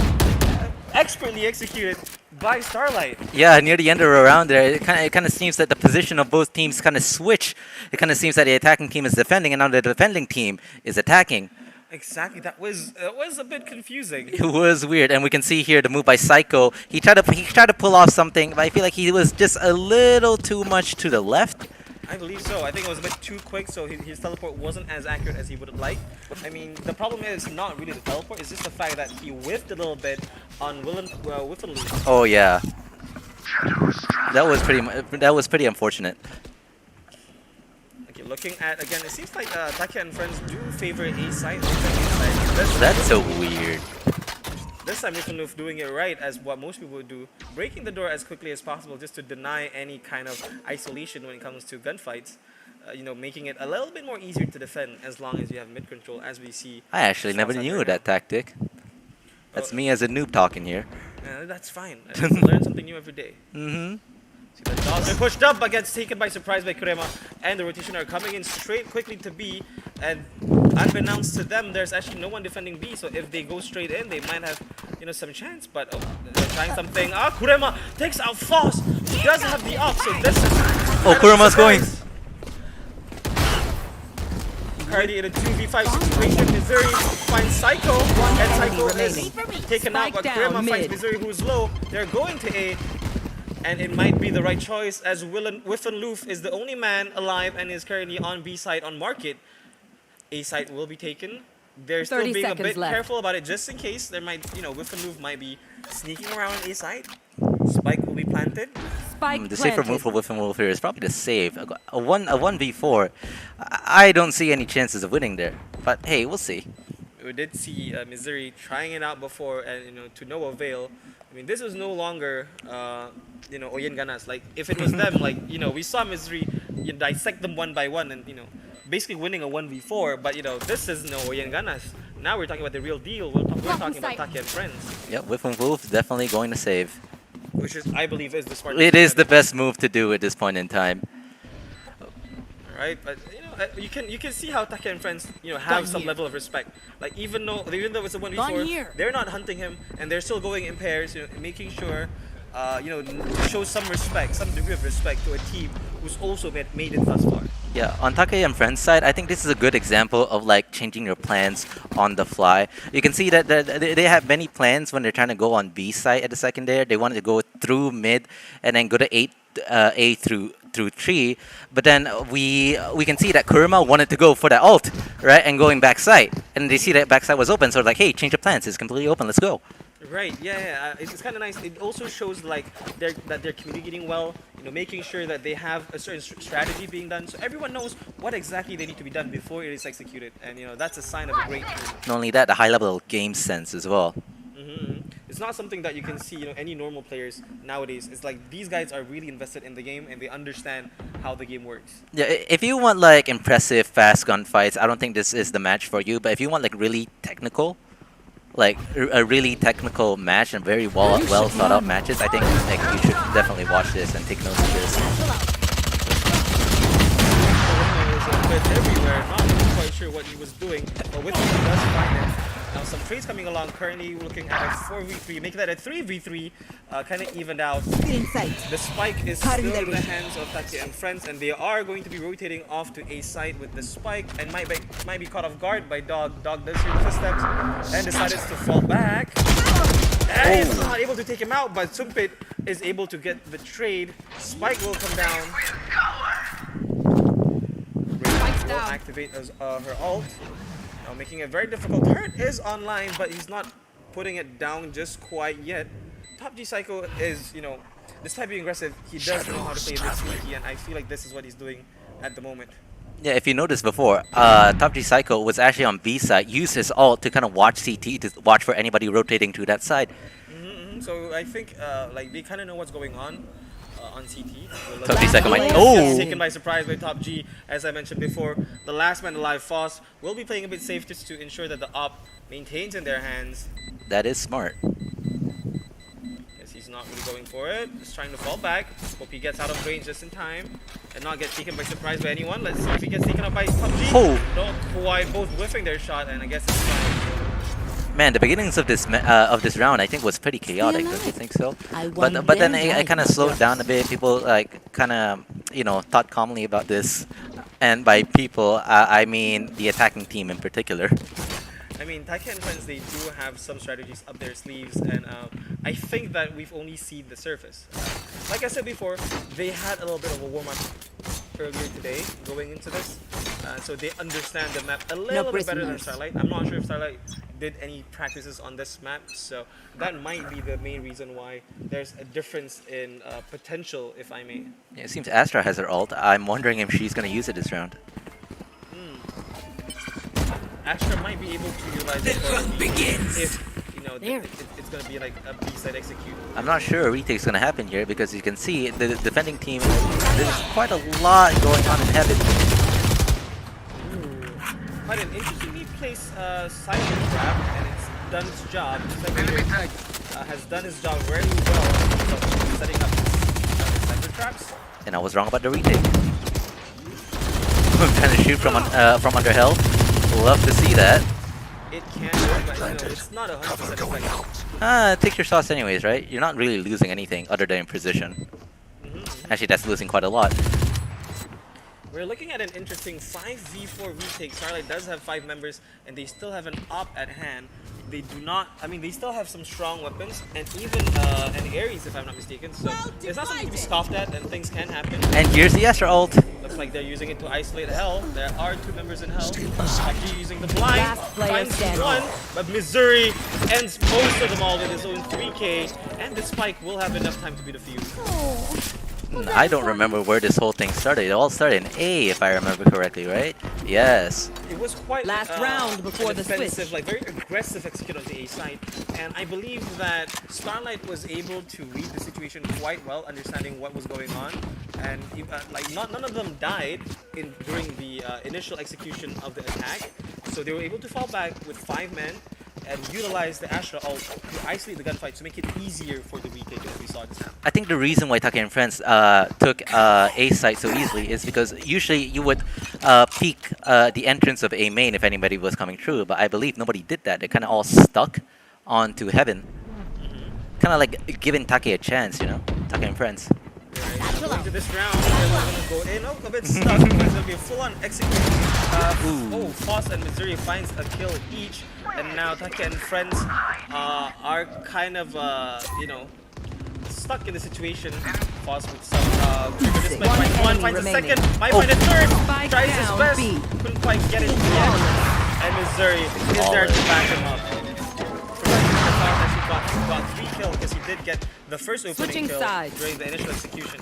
he fell back all the way to Boathouse, and he was actually able to make a lot of room for his own team, getting a lot of information. There's the first kill and the second, beautifully done by Foss. Amazing aim and trigger discipline. Yeah, that one kind of fast. I didn't really catch what really happened there. All I knew is they went into B site and then suddenly a bunch of people died.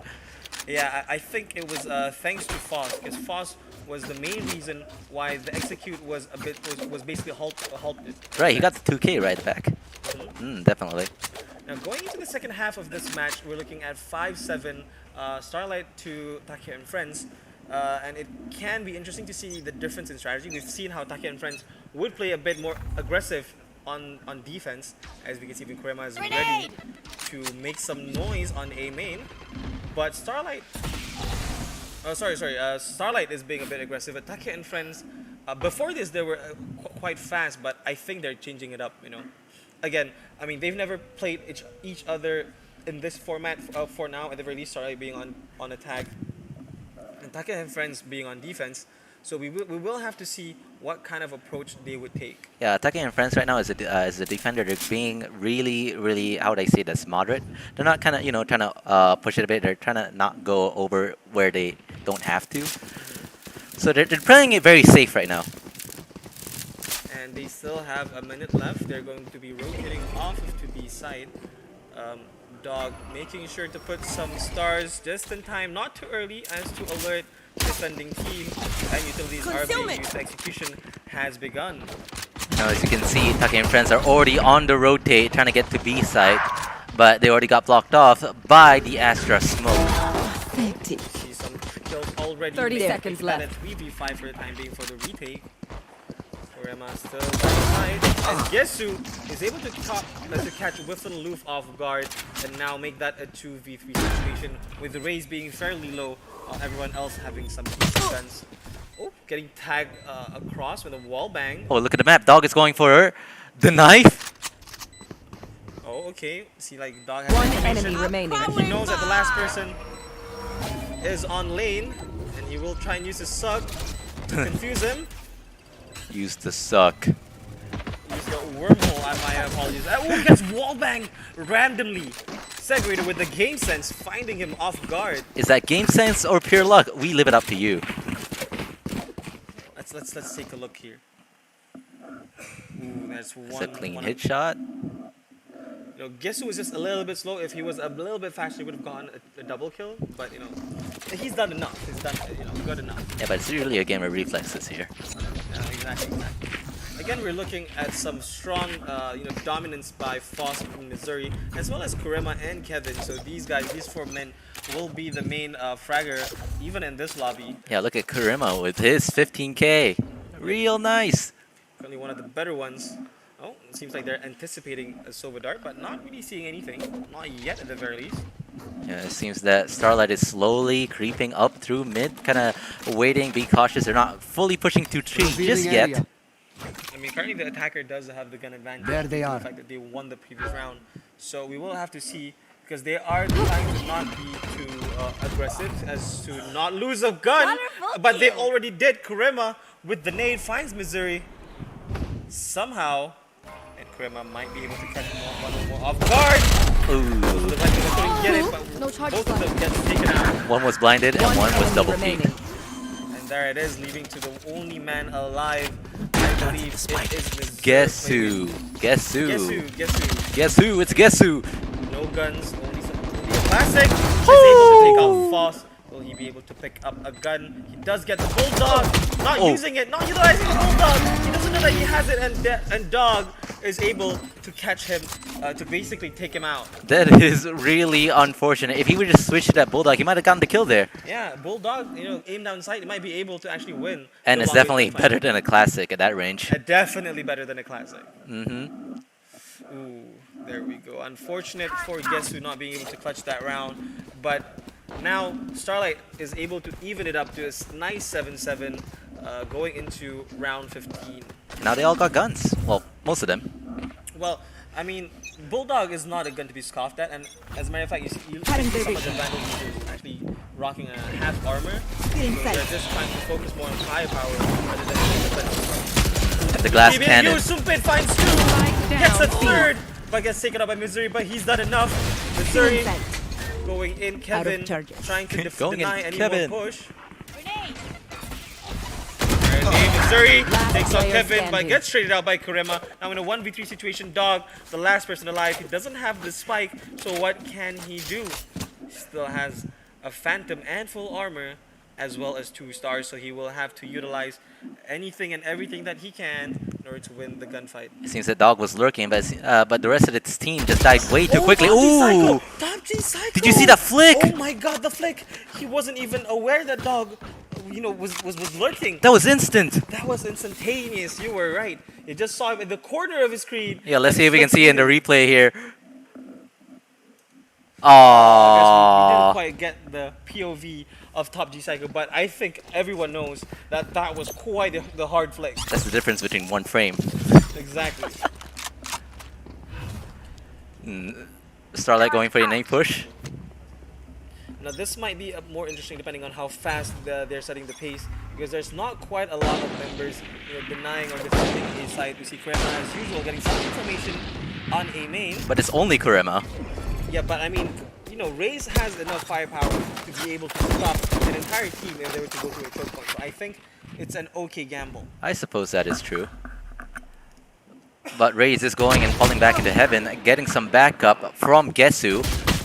Oops, already was able to take out Top G Psycho. The main aimer, I would say, one of the hard flickers, is now out of the lobby for the time being. They gotta get him out early, man. Or Yeah. else Or that whatever hell to happened pay. last Yeah. round. Yeah, we don't want that to happen again at the very least. That's what Starlight is saying, Yeah. Say no to Top G Psycho. It's like, nah, dude, he's too good. Get rid of him. But I mean, they've only taken Top G Psycho. They have yet to take out Kurema and Kevin. Like, especially the Kurema. top dogs, basically. Top dogs, the yeah. higher frag is.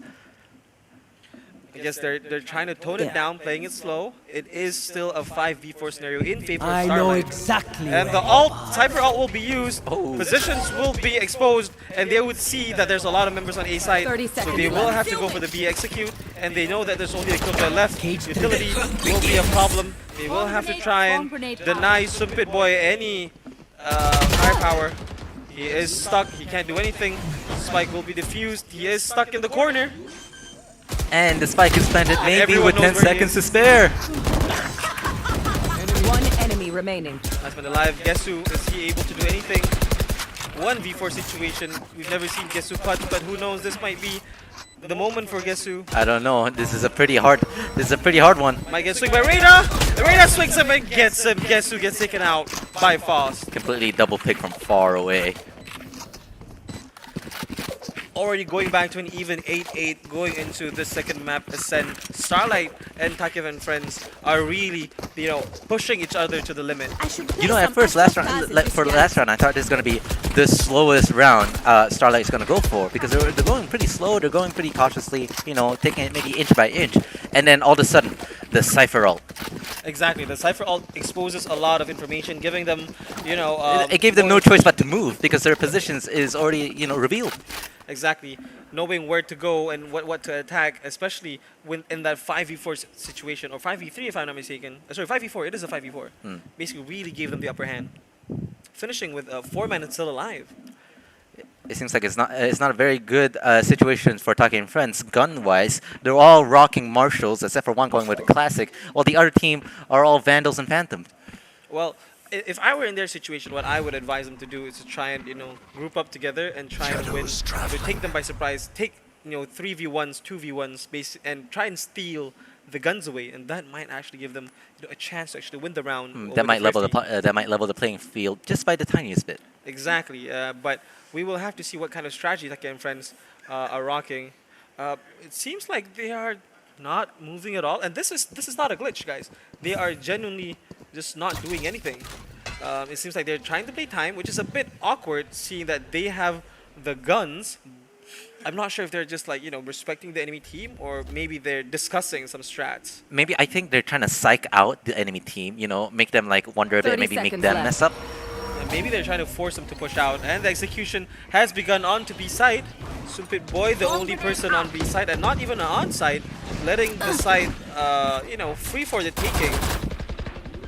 And then going for the plant here by Segregator with 14 seconds to spare. Spike planted. And the entire team has the site locked down, completely taken. Kurama got the kill onto Foss. Looks like things are happening left and right. Attacking the fight, still have 3 men standing. Make that 2. And now it's a 2v2. 2v1. And Kevin is not able to clutch it as Dog sneaks up from behind and takes out Kevin. A little team team ace. Now, this was a pretty weird round. I would say the starting was a bit confusing, but I mean, in general, you would expect Take and Friends to be able to take that round, or rather, you would expect you expect Starlight to take the round due to the fact that they're taking their time and having the gun advantage. What I wasn't expecting is the fact that they won only by slight margin. Losing like 3 men in that round There. is gonna be quite difficult for them to recover from moving forward. The only thing that I found strange is like waiting for such a long time, before moving in. But I guess that kind of works too, especially if you have the guns. The enemy team would definitely be kind of, scared to move out. Yeah, maybe the point was to try and spread them apart because, like I said, one of the more common strategies, if you're on, a bonus round, a force buy round, or just a save round. Sorry, yeah, I'm mixing them up. If you're in a save round, the common strategy is to bunch up together to take the enemy by surprise. But I think by waiting it out, it forces them to spread apart, to ensure that they're able to have map control over the entire thing. Nevertheless, the scoreboard right now says 9-8. They're pretty neck and neck. They're still neck and neck despite that round. Yeah. And the guns, like you said, there's no disparity in terms of the guns that they have. It's just that Tekken and Friends are just slightly below in terms of economy. And they're all pretty equal right now. Firepower-wise, they're all pretty much the same. Mm-hmm. It would really fall down to what kind of strategy that they would use. Obscuring Like fish the execute is concealment. happening again. Friends is similar to before. I think the killjoy push. Faust finds Circuit Boy. Time goes in. Oh my god, a lot of Player trades. standing. And Kurama Spike planted. is not able to shoot the ult. Now leaving Gesu in a 1v4 scenario, 1v5 scenario, and Wiffaloof takes out Gesu. Gesu can't really do anything. Yep, completely outgunned, outmatched. I think I don't know how to say this. I believe one of the major mistakes here is the fact that Take and Friends were just not ready for the execute. Everyone was just taken by surprise, and the surgical approach by Starlight was able to, pierce through the defense. It wasn't a great defense to begin with, but they get in nice and deep into the site, plant the spike, and then is able to defend very well. It was such a surprise that even I missed it. I was completely lost there. A lot of things were happening. For me, it was a bit confusing. Oh, guess who was able to find Missouri using the Sovar? Dog is able to okay, and Fouls gets Top G Psycho. Top G Psycho, one of the scarier players in the lobby currently, is now out of the lobby as well. Deploying drone. But Kurema is also still alive, so there's nothing to scoff at. He does have a sheriff at hand, but who knows, he Shot might down. be able to do something. It seems that Starlight is probably going to get the site here because everybody else is either dead or not on near site yet. Dog is able to find Kurema now, leaving Take and Friends in a 2v4 situation for a retake without any guns but sheriff. Revealing So, area. it's gonna be a bit difficult. I'm pretty sure they're not expecting to win any round for the time being. Yeah, it's all up to Sumpit and Gesu now. But Sumpit Boy Last does have player his ult, but standing. I highly doubt he's going to use it this time. I don't think he should use it. Fouls ending the round. Getting some eco frags, but 3k nonetheless. Now we're moving on to the next round. But before that, let's look at the replay. Nice. That was some quick flick by Foss, catching Top G Psycho just in the nick of time, and Foss ending the round with a There. 3k. There. Currently, we are seeing a very similar situation as to the round 3 rounds ago, seeing that Take and Friends just recovered from a There. eco round. So now they were neck and neck, but not anymore in terms of the score. But now both firepower are about the same. Utility-wise, we will have to see who has the better setup. Yep. But Contact Kevin is now out of the lobby. That was a nice quick pick. And guess who falls back just in case. Instead, Raider finds I Kurema. know exactly Now where you the Cypher ult will be used. More information will be leaked and they just basically have to react accordingly to find the best site to execute, and it seems like they've chosen to execute on A site. It seems like that's the best move because the only person there right now is Gesu. Nowhere to run! Nova ult being used. Gesu's been completely overwhelmed, but got one kill onto Foss. Oh, And he's still alive. somehow still alive. Using Spike utility to planted. support his team. Exposing. Whiffenloof. Whiffenloof's able to find Top G Psycho despite being tagged. Take flight. Getsu goes in for some support, going for the recon. Not really getting much information out of it except for the fact that there is a Sova on a main. One enemy remaining. Ooh. Gets taken by Spice by Dog on the last man standing. Missouri Completely flat. finds him and takes him out. That was an interesting match. Match I was kind of point. lost on that too. A lot of things happened there, and I kind of forgot. Well, at the very least, what we know happened was the fact that they were, trying to feint out some executes on mid or whatever, and basically after getting 2 kills on mid, they basically activated, actually not on mid, on B main, how he was able to, Segredo was able to take out Kurema, uses the ult, and actually uses the information that they get from that to decide to execute on A side. As Right. you saw earlier, they were kind of just huddled up in their spawn, so they can choose which side they want. They can go to A, they can go to B, but for some reason they decided to go to A, and it worked out, so I guess it's fine. Yeah, and only that, Starlight were kind of going for quick peeks, not trying to be too aggressive, just taking what they can get. Right, but now Starlight is in match point 12-8. If they can secure this, I mean, Taki and friends, most of them are in half armor, and Foss does have the op at hand. And ooh, seems like Taki and friends have pushed out pretty far. And Grandma finds 2, finds 3, and now Missouri trades Spike them out. down, But they don't attacker know spawn. that Kevin is also close by for the trade. I have the spike. Missouri grabs the spike and runs away. Dog doesn't quite have any information. I don't think he knows that Top G Psychos are just checking just in case. But Top G Psycho's looking! Oh! And Dog finds Top G Psycho! Oh my god, Top G Psycho, what are you doing? You have to stay focused if you're out in the open. Starlight might have a chance here. They're want slowly to creeping find up to B side. It seems that nobody is on B side, and the Astra ult is kind of denying any push from the defending team. Right, so Sumpit Boy will find it. Will find himself in 30 a tough seconds situation, left. not really knowing what's going on. But the spike will be able to get onto site, and we shall see if they're able to defend the spike. Oh no, enemy Killjoy using the ult, putting them in a very tough position, having to back off to Boathouse. Dog will have to use some of his Astra stars. He does have 3. He will have to use them wisely. One enemy Try and remaining. win Kevin. And they're caught. No. Oh, get some information, whiff some shots. Finds, not able to find anything as Ara Kevin shuts down Dog. And we're going to round 22.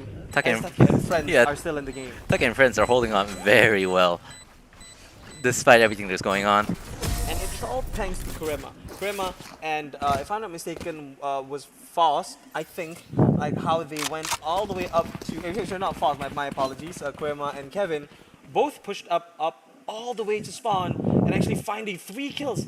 Like the swing by Kurema was a bit risky, but weakening the firepower, like taking out one of the main players was basically one of the most important things that he could have done. Yeah, and let's not forget Sumpit Boy's ult at B side over there, pushing all the attacking team onto Boathouse. Very great play. A very crucial ult.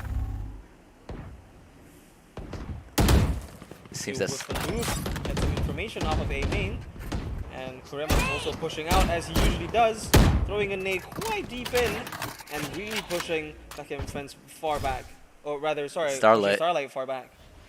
yeah, really far back. But it seems that the defending team are not going to chase them. Instead, they're just going to stay in their side. They don't have to push hard. I mean, as the defending team, they need to play off of play defensively and play off of the tempo of the attacker. So, if by not aggressing, they're basically not allowing Taki and friends to control the momentum of the round. Right. But Starlight, it's going pretty slow. I mean, I think both sides are just like weighing in their decisions, making sure that they can end this round as fast as possible for Starlight, or be able to take one more round for Taki and friends. So both teams are trying their best to not make any mistakes. It seems that Starlight might be going for mid here. They try to look for intel beforehand, before moving in, and it seems that mid is seconds completely left. empty and safe for the taking. Utility being used, a lot of smoke, not really seeing anything. Segregated is probably gonna die. Find one. Gets the spike. Down Able to B. run. Oh! Oh! Enemy Two remaining. more gets taken out, but that is enough. Starlight has one member left and gets taken out by Kevin. Just like everyone else. You know that Raze ult might not have lived up to Kurma's ult from previous games, but it still did pretty well. It did its job. 2K. He barely missed onto Whiffenloof, but I guess it's as you said. It was kind of I guess Starlight kind of fumbled there. Like they did a very nice execute going through mid, getting all the way to market, but I think they were just being a little bit too greedy, going a bit too fast, and missing Kurema that was hiding in a very tight corner. Oh yeah. And not only Karema, but the other person who was hiding in the I don't remember who it was, but I think it was Sumpit Boy, who was like hiding and then caught people going to market really off guard. Oh my god, a lot of information being exposed. Using his phone, trying to get some kills, but gets taken out. Both Reynas are now out of the game. 2v4 situation, Segregated going for the plan. This might be it. 4v2 situation and advantage for Starlight. This might be the last round. Usually being used, Sumpit Boy and Gesu will have to try their best to keep the dream alive. Yeah, but they're both kind of stuck behind the Astra Player smoke. standing. Oh no, now the last man alive, Sumpit Boy gets some damage from stray bullets. Come on, Summit Boy, it's all or nothing He's now. not using his utility though. Finds one kill. Might get another, but he cannot as Misery takes him out. That's the match, folks. Oh, it seems like we will definitely go into map 4 because as we see, both teams are now 1 each. Oh, this is going to be tiring. This is Yeah. going to be the first time that we're seeing more than 2 maps as we've seen before. All the games against ONG were 0-2. And this is the first time that we'll be going to map 3. And not only to map 3, since this is a best of 5, we are definitely seeing a map 4. We have to stay up late. We have to say a little bit later. For I want to tonight. go to sleep, man. I mean, it's the same for me. But we have to keep the spirit alive. These players are sacrificing their time, their effort, and their talent to show who's the best, and we shall stay with them all the way till the end. And as gamers, we don't sleep early. It's not Yeah. what we do. It's not what we do. Oh my god, like a gamer sleeping early? That's not what we do. No, never. Anyways, so that is it for the second round of Starlight versus Taki and Friends. It seems like a lot of things happen, but we will be getting ready for the third map. We will be seeing you again in about 10 minutes. So stay tuned. I'm Saiful, I'm Amir. and we'll be seeing you again after this. Bye.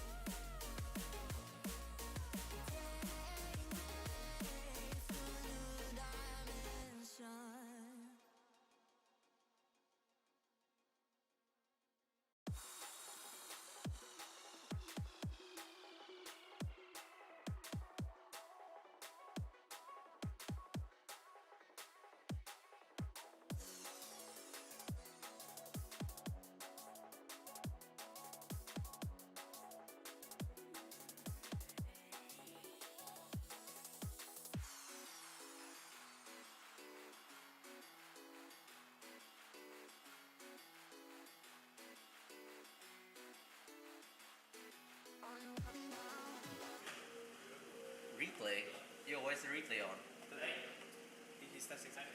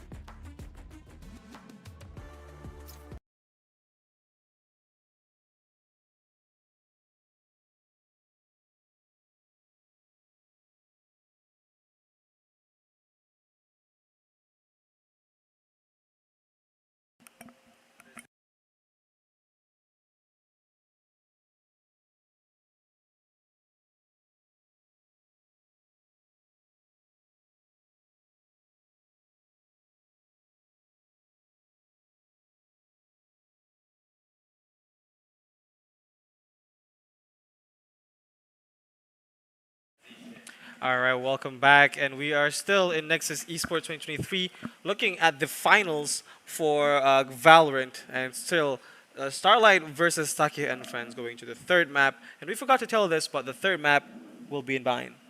So let's head on over to the match.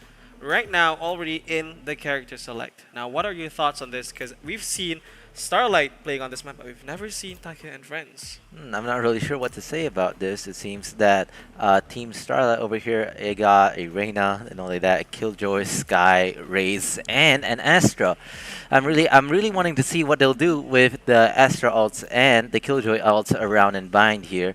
And let's see what they got here on the opposite team. We got a Cypher, Sky, also got Brim. I'm also really interested to see how they're going to play with Brim here.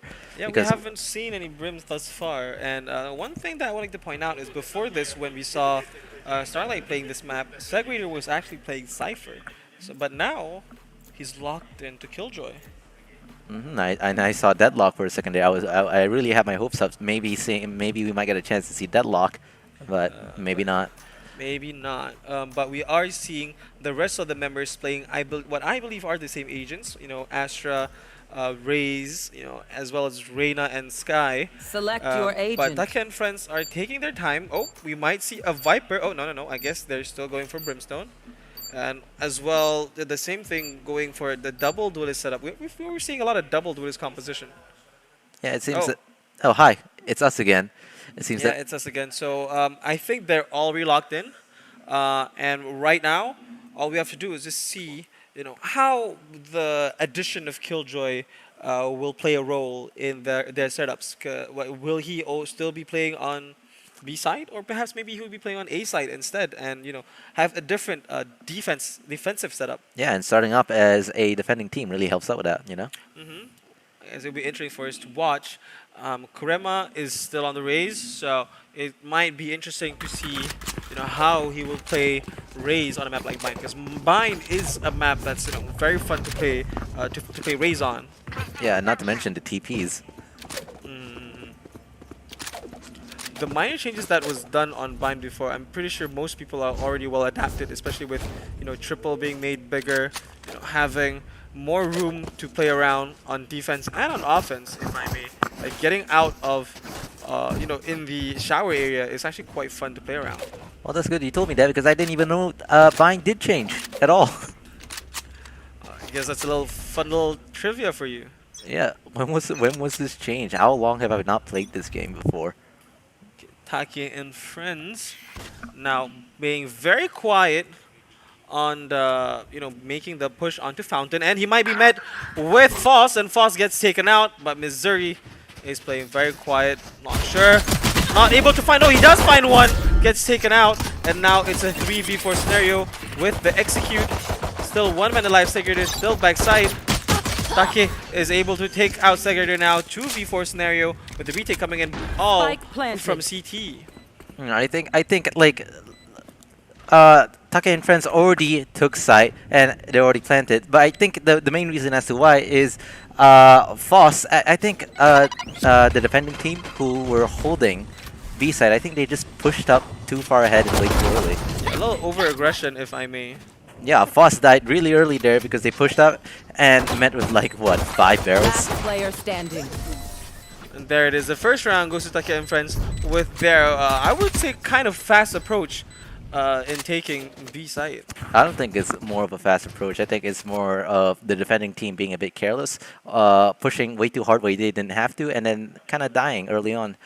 Yeah, I guess I would have to agree, because we saw that they didn't have to push out, they didn't have any information, but yet they chose to take the risk.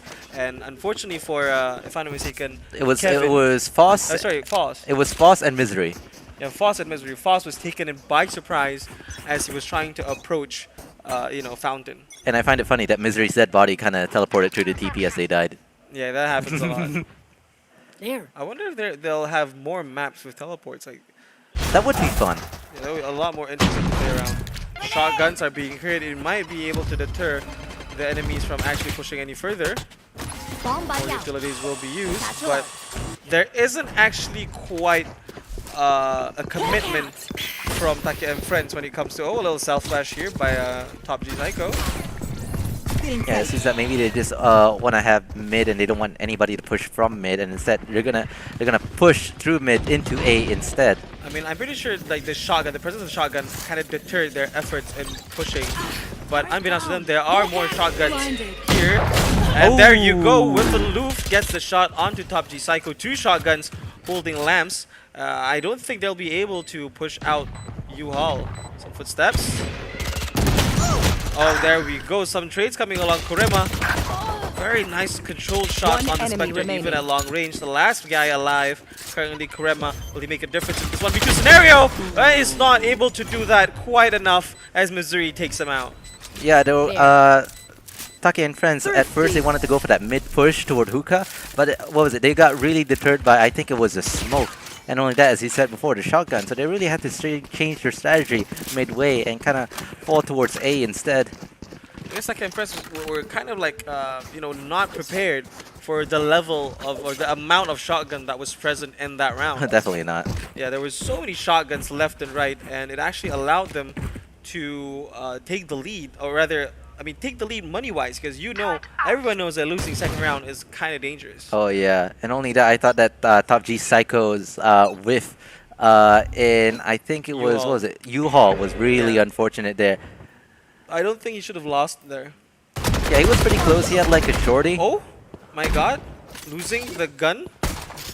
It was the Sheriff against the Vandal, and the Sheriff won instead, so I mean, if that's you're good enough. quite unfortunate. If you're good enough. Barely taking any damage as well. I mean, it's the Reyna is the only one that's low, and they also have a Sky to help heal. And if Reyna chooses to do so, she can also heal off of her next kill if she gets one. Yeah, it seems like all of the defending team is stuck on A with only the Killjoy on B side, which is where exactly the rest of the attacker team is going. Well, they are going a little bit slow. There is no contact from any Killjoy utility quite yet, and Missouri is kind of on standby. Raisne coming in, trying to clear some corners. The Killjoy turret is now offline, and some shots are being, you know, traded off back and forth. And Segredo will be ready for them with the shotgun, welcoming them with open arms, if I may. Yep, Tucker and friends still not willing to go through and hop into sight, and that slight bit of hesitation gave enough time for the 30 defending seconds team left. to rotate to B site. Seems like Kevin, you know, the one who's very sharp with his aim, is already going all the way back. Which is happening right now. Shotgun from the Segregator finds one. Finds a second as well as a spike. Spike down. Third person coming in. Not being able to quite take them out. One Try his enemy best to remaining. plant the spike. Spike planted. But gets taken out. And the spike will be easily defused by Team Starlight. I think Team Starlight just had the better shots there. I would say it's just like they had better firepower. I mean, it's quite unfortunate because the Sheriff isn't really built, in my opinion, at the very least, for any mid-range fights. You can either spam it at very close range or take very controlled shots at very long range, because that's where the power of the Sheriff really shines. And in those mid-range, you know, gunfights, I don't think they're able to put themselves in an advantageous position to be able to counter, especially not a shotgun. But now they're able to level the playing field a bit, and now they have somewhat equal guns. Here. Well, both teams have enough money. With Starlight has have good guns and some extra money to spare, and they also still have the shotgun. The shotgun will be the wild card for now. It seems like Take and friends are doing the similar strategy of hiding in, behind as far as they can first, before catching any enemies are pushing off guard, and as we can see right now. I know there's being cautious, but maybe that's just being overly cautious in my opinion. Maybe that's just the strategy that both teams are surprisingly actually going for. Oh, the Feeling dog safe. not actually being getting the bite onto Foss, who's able to now reposition fairly well. Foss is just waiting for any execution to begin. This blind can be and will be very powerful, you know, in favor of the defending team if Take and friends decides to push in. Yeah, and it seems like he probably has to wait for a while.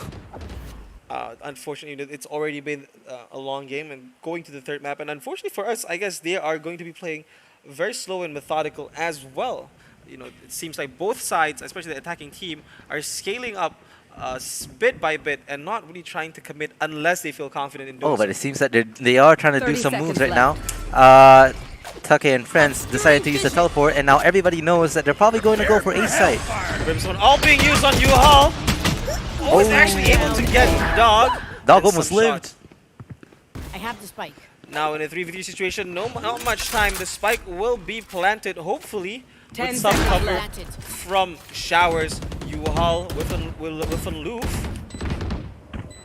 Some fights, oh, but not quite getting it. Kurema actually wins the gunfight. Now in a 2v3 scenario, will Starlight be able to make this happen?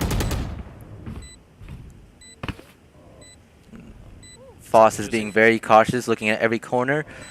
And got the kill onto some pit Foss boy, able looking to through extend showers. that thing. You will have enough Player time. standing. And got Oh my killed from God, U-Haul. Segregator stuck in a very tight spot. He won't be able to defuse as he's being watched from two corners. U-Haul as well as Showers. Kurema One might not enemy be able remains. to find it in time, and Segregator will not have enough time as well to defuse this spike as he runs away and cower in the safety of Hookah. Now that was an interesting move. It seems that only some people were holding on to A while the others were try playing around B, I believe. But then they decided to completely TP.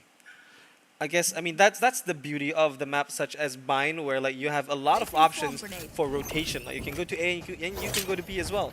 Both sides have some teleport that allows for instant teleportation, which gives people who are not closer to the middle of sight any advantage, or rather in a position where it's going to be a bit more difficult to rotate. That was a good strategy on Take and Friends' part. The round's already starting, and this time is going to be a very quick execute onto Hookah, I believe, or rather a fairly quick scaling up and positioning themselves to try and take control, potentially going to B side. We've talked about this before.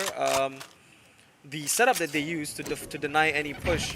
Before this, they were using Cypher, and now they're using Killjoy. Despite the difference in agent, meaning like they now they don't have any Cypher cage to work with. But it seems like Killjoy is still, you know, able to effectively utilize. Oh no, Misery being a bit careless, going into Garden, gives himself away to Kevin. Raise ult being used, able to fight Segregator, but Foss trades it in. But Kevin denies Foss ult using the ult, and Kevin uses an ult of his own. Now in a 2v4 situation for the retake. Both members of Starlight coming in from CT. Yeah, Psycho does have some util left, but is down to 6 HP. Will ensure that he uses his flash for the sake of the team. it seems that Starlight kind of was stuck at CT, but now they're slowly pushing up. But some people got a kill on Within Hoof, but Dog also traded on some Pit Boy. Ready. And easy 2 kills, trying to go for the tap. One enemy Even remaining. finds the 3rd kill, but there's not enough time, and Kevin is able to catch him off guard by hiding all the way up in Hookah. Now that was one chaotic game. Like I'm not really even sure what to say about that because so many things happened. But it seems that if I remember correctly, it seems that the attacking team was kind of waiting on Hookah. Maybe they're just waiting for a chance to strike, and then kind of use that momentum or that element of surprise at least to kind of go full on onto B site. Well, all in all, it was a very slow approach at the very beginning, but then it went full on fast. One might say that the strategy that they're using is fairly similar to what you would see in CSGO. What's going on here? Oh, Bucky finds 2, Judge finds 4, tries to go for the ace but misses. And it's been cleaned up by Top D Psycho. My apologies, I said the Bucky, but that Judge round was kind of crucial. Let's watch that again. Very beautifully played by Kurema. Gets his first, gets his second and third. Goes for the 4th as well. Straight to the head. Tries to get another gun, but it was a little bit too greedy, putting himself in a vulnerable position. But that it doesn't matter anymore. Was spicy, dude. And talking about being too greedy, I think the defending team was being a bit too greedy as well. They pushed up through, what was it? B main. Yeah. All the way from B main going up till market.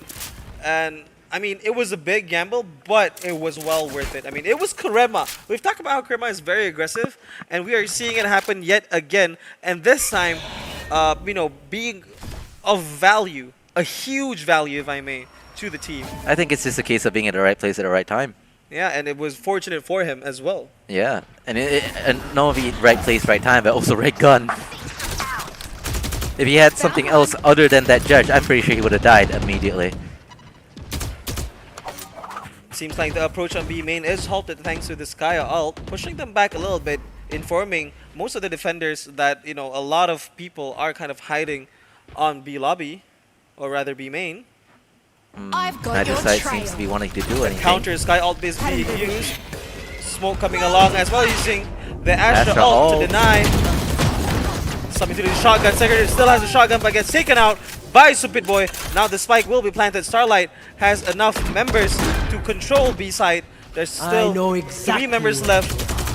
Missouri trying to deny any more push, but their locations are exposed. Raze using her ult, trying to find people with a loof. Throws a random shot, not hitting anyone, not quite yet. It's gonna be a difficult flash out.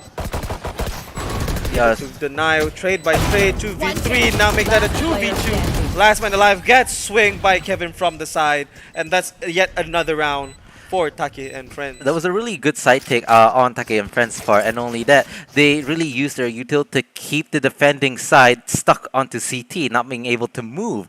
So that gave them enough time not only to plant, but also reposition, and again, the right places to basically get all the kills they needed. Yeah, that's one of the weaknesses, and I think this is why they're deciding to choose or to execute on B side. It's because B side is actually one of the more difficult maps, difficult sites to retake. Seeing that if you're coming in from CT spawn, there's only two places that you can come from, Right. and that's CT or elbow. And not to mention that elbow is kind of connected to CT as well. So as long as you block off those choke points, which is exactly what the Grim did, then not only the Grim, but also the Cypher, if you cover those choke points, then that's it. You can't really move that Yeah, far. exactly. It kind of forces you to kind of try or attempt a flank in order to get some more leverage if you want. But that'll take way too much time. Yeah, that is very risky as well. It means that you would have to invest in a push from A side early on to be able to catch them off guard just in time. Okay. Like they're gonna go for some very slow executes yet again. Whiffin with the judge this time as well. This is something that you mainly see once you get to a certain level where, you know, using shotguns is a more commonplace. But it seems that Take and Friends here, maybe they want to go on to Hookah, but completely got pushed off by the Astra smoke. I don't think I would push that either. You know, hearing that shotgun, you know, it's enough. Knowing that it's a very tight spot, and they don't know this yet, but there's technically two judges in there, and it's never a good idea. Oh, whiffing the shot! Oh, but not able to dodge. Oh, the executes come in. Molly being used to deny any push from CT, and the spike will be planted. And now, Starlight will have to play in the palm of Take and Friends, as now the shotguns will not be advantageous for them for the retake in these big areas. Shotgun being used by Kevin as well. Yep, Starlight is having a really hard time getting into sight. They kind of, again, stuck onto CC. I'm just saying, Take and Friends are really good at holding sight. Oh, shot through wall! Very well placed crosshair, just clicks on them and he's dead. How did he know? Last man alive, Missouri is not able to kill it as Kevin catches him by surprise with yet another shotgun. I'm surprised. Take and Friends only lost one person. That's a raise. I kill them. I think, how to say this, Kevin kind of caught on to what's going on. Like, they know that the shotgun exists, the presence of the shotgun. Wait, was it Kevin? No, yeah, Kevin. Yeah, Like, Kevin was there, but not only that, Top G Cycle was also there. Yeah, but no, what I'm saying is Kevin kind of caught on that these, in eco rounds, the enemy team, in this case Starlight, will start using shotguns, and that's why he also chose to pick up the shotgun that was dropped in order to put himself in an advantageous position. You know, if it's close range and both people are having shotgun, you have a, you know, you can fare better basically. Yeah, perhaps shotgun is really the gun for this map, considering how many corners there are, and only that, tight spaces. Go get him. Kurema might be caught off guard by Foss, and there it is, Foss even being able to heal up as if nothing happened. And he's safe, no one to trade, even getting some backup just in case to fall back without getting picked off himself. By the looks of it, some of Take and Friends' teammates here are rotating towards B, but the spike is really far away, so that means their teammates have to hold the B side for quite a while. Ooh, Kevin now having a kill of his own, now even activating the Reyna ult. Trying his best to clear out sight. He's able to determine that there's not quite anyone on Hookah. The spike will be planted. they decided to let go of elbow control, and that kind of backfired a little bit, as now Starlight does have a little bit more leverage to take control of elbow. But they can't do anything if they don't get to site. They're kind of stuck onto CT yet again. Hot one. Alright, Sumpit Boy getting caught being detained by the ulti. One enemy remaining.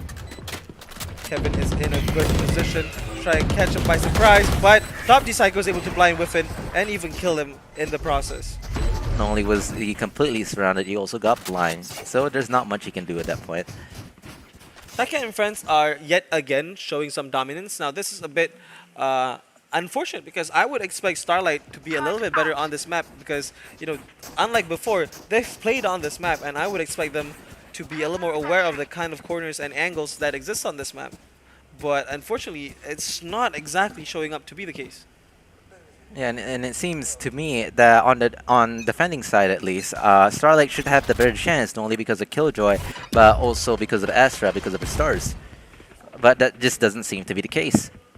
I mean, Brimstone is also a solid agent to be played on this map. I mean, someone like Viper and Harbor is going to be a bit weird to be playing on this map, because it covers a little too much and actually allows, you know, if you're attacking at the very least, it allows the defender to be able to control certain areas better, which may cause it to backfire. Which is why Brimstone and Astra are usually the main picks for controllers on this map. Grim going for an ult. Ulting U-Haul, but seems to be getting no one.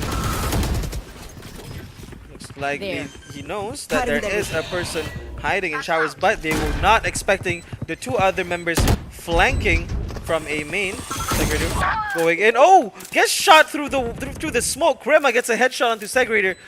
Quite unexpected. Top G Psycho being very wary of the flank that's coming in, but he's not aware that there's actually three members. So one swing gets a second. Oh, he was lucky. There's still one more, but he doesn't know it, and he might be caught off guard.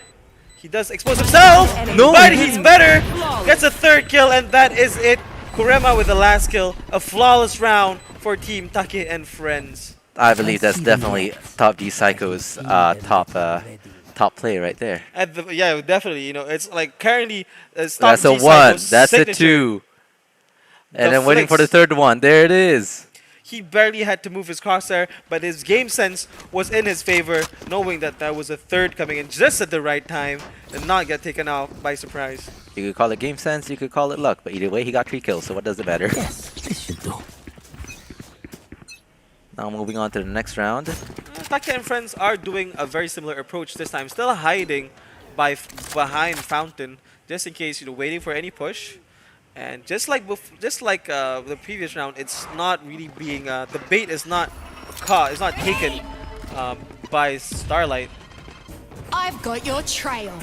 It looks like the Sky Ult will be used. Position will be exposed. Shotgun will not be enough, as there's just too much range. Trades coming in back and forth. I The know B-side exactly. is now in control of Take and friends. Faust will use his ult to try and take control, but Top D Psycho with the flash takes out Faust, rendering the ult useless.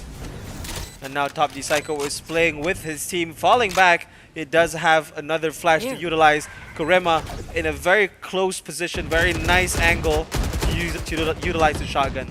And Brimstone is doing a really good job on deterring, and not only that, increasing the amount of time the attacking team has, not only because of his smokes, but also his molly there, really holding down the choke points, making sure that the defending team can't get into CT at all. Yeah, and let's hope that both teams are able to steer clear away from the range of the spike when it detonates, at the very least. Yep.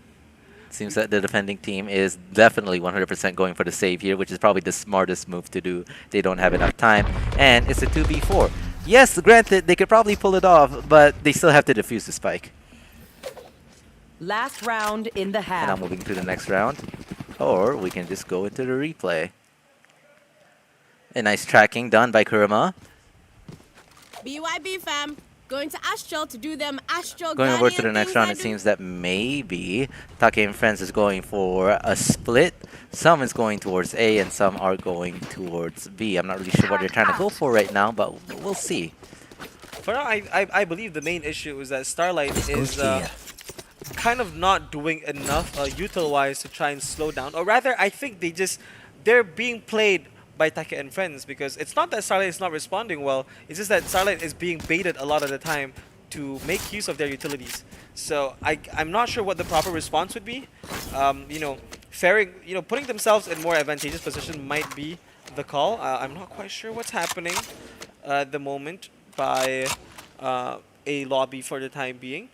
But it seems like they are split apart quite far. I think the biggest reason as to why there's such a big score gap is because of Take and Friends' tactics. They start off slow, but when they have to push in, they push in very aggressively, not leaving any room for the defending team to respond. And once they're due, like most of the team onto site is already dead, leaving the ones on the other site to kind of rotate. But you know, then again, Take and Friends are really good at using their utility to block off any choke points and making sure that the defending team can't go into site to retake. They're playing very slow at the moment. I mean, I agree with you. I believe that, I mean, in my opinion, what I would do instead is to put a little bit more defending power onto B site so that 30 they can't seconds take left. control of it to begin with, because I feel like that has been the pattern thus far. You know, Take and Friends going in fast, getting control of site, and yet again, getting a free map control on B site with no one to contest, and now we will be looking at a 5v5 scenario. And I will not joke around, as I said before. This map is going to be very difficult to retake, especially since there's only like at the moment just one choke point. Yeah, it seems that Starlight really misread the situation here, having everybody on A side, except for like one who was, you know, close by, just at spawn. Use gets bitten. Oh my god, the trades are coming left and right. Now in a 2v3 situation, One Starlight enemy remaining. will need to find his time to defuse a spike, make that a 1v1. Super Boy has his location kind of still hidden. Oh wait, no, it's a 2v1. I'm not sure if he's able to do this. Sees one, but not able to take him out as Super Boy finishes the job. Yeah, I think the outcome was very clear Switching at the point sides. once Sky was all by herself. Will they try the That same is the old end of the tricks? first half, and we are seeing a 2-10 not in favor of Starlight. So Starlight will have to think up of something when it comes to attacking this site. Take and Friends has been known to have quite a solid defensive setup at the very least when they're playing this is a against nice spot. you know, Oyen Gang, as well as before this. This is the first time that we're seeing. You know, before this, we see that both teams are kind of evenly matched, but right now, I'm not sure if it's because of the map or if it's just a test of stamina, but it seems like Starlight is starting to slip up a bit. Yeah, I don't know, but maybe there's a chance for Starlight to maybe catch up during the second half. You know, it's switching sides. They maybe got some strategies, you know, waiting for them to use. But I don't know, just looking at the team composition by themselves, I think Starlight is more defend-oriented, but they didn't really do that well. Yeah, that's a bit confusing. For now, we shall see how you know, Team Starlight will be executing A side. Oh, that's an interesting change of approach, going on to B side with only 2 members, and we are seeing Sumpit Boy with the Cypher camera. Our spike's down. The spike is now down. Kevin finds his first kill onto Segregator.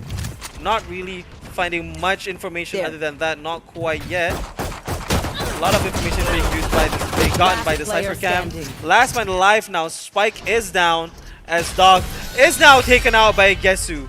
Quite a solid defense by Take and Friends. Starlight trying something interesting, but not having it work out. Yeah, I think Dog was kind of lurking on A side, but by the time everybody was attacking on B side, Dog kind of stayed there for a bit, you know?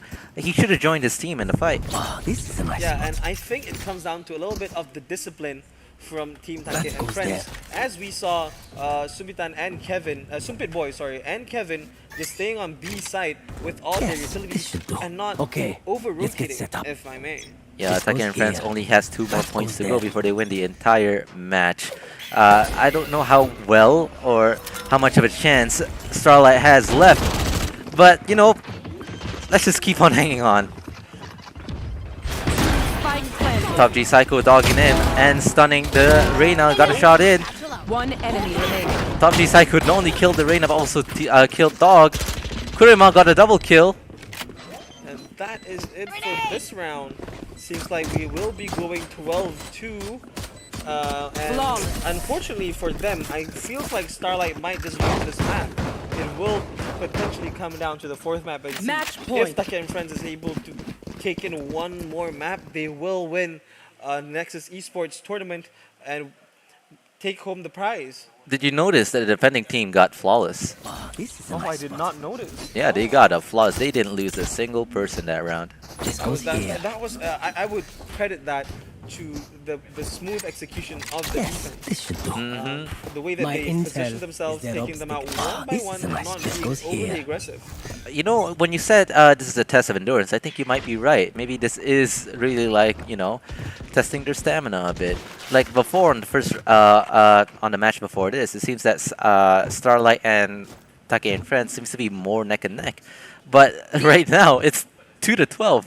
Yeah, and if you look at the scoreboard, it really kind of shows as we see that most of the members of Starlight are not really able to frag out, at least not to the degree that Take and Friends are doing. We are seeing how Kurema, Kevin, and Top G Psycho are consistently getting frags. Their aim are still on point despite having played for this long. Yeah, 16k by Kurama. That is nice. Both Kurama and Kevin. Top G Psycho is now taken out by Missouri. Currently falling back, you know, taking the man advantage, if I may. They still have a lot to do. But not. Bingo position gets taken out by Whiffen with the Ares. Whiffen currently very low on HP, but there's only 2 men left, so he does have the luxury of falling back as his teammates will now take the responsibility of pushing out the rest. It seems like the defending team is in a desperate 2v5 situation. player It's standing. really, I think it's really hard for them to maybe win this round. Now it's only up to Kevin. The main man on the team, and he might anticipate, finds Whiffen, but doesn't expect the other one as Foss takes out Kevin. Now going into the next round, round 16, as round 15. Yeah, round 16, as you know, Starlight is still in the game. Might this be the turning point for Starlight? Who knows? I mean, I wouldn't put too much hope on it. I would say, I guess it's more realistic to assume that Take and Friends would be able to take home this map. But hey, miracles have happened before, and you know, you can't really Rise assume and that it bring will happen, glory. right? I don't know, unless they can win 9 matches in a row. Who knows? It might happen. We see that happen before. I mean, that's technically what Take and Friends did in the first half, winning multiple rounds in a row. So who knows? You Maybe- really have to wish on a shining star. Oh, Kurema already getting his first blood on the round on Whiffen Loop. Now There. Starlight's hope is getting grimmer and grimmer as they're losing man one by one, or at least just Only one for one. now, but that might happen, who knows? I mean, I don't want to be biased, but at this point, I feel like Take and Friends might just be able to take home this map. Yep. Dog and Faust slowly pushing up through showers, but unbeknownst to them, it's currently being watched by the opponent's Sky. The Psycho is able to take one but gets traded off. Yesu not able to trade, whiffing a few shots and running away from Segregator, who has the Spike planted. Ares, if I'm not mistaken. Launching smoke. Guess who is putting down another smoke, saying if that would help at all. There's the Odin. Odin gets taken out by Sumpit Boy with the Phantom now in a 2v3 situation. Missouri will have to play this right in order to ensure that they can delay as much time as possible. Scout destroyed. Not getting anything quite Last yet. player standing. Kevin is able to take him out. Kevin doesn't actually know where the last man is. They are assuming that it's coming from. Oh! He does find one, but Kevin does finishes the job. And that is the round, ladies and gentlemen. Not only the round, but also the match. Yeah, it seems like Defenders Take win. and Friends will be taking home So this much map. learned this Uh, game. A victory on For the now, front. they are one step closer to winning this tournament. What do you think was the main reason why Take and Friends, you know, is able to get so much lead over, Starlight? I think it's because like the initial attacker plays. So like I said before, they really wait out for the opportunity to strike, and when they do see that chance, they go for it and they go for it hard. And after they do, they block up any choke points that any of the defending team could hold. And I think that's more of a problem with Bind as a map on its own. I think perhaps maybe it's just attacker heavy.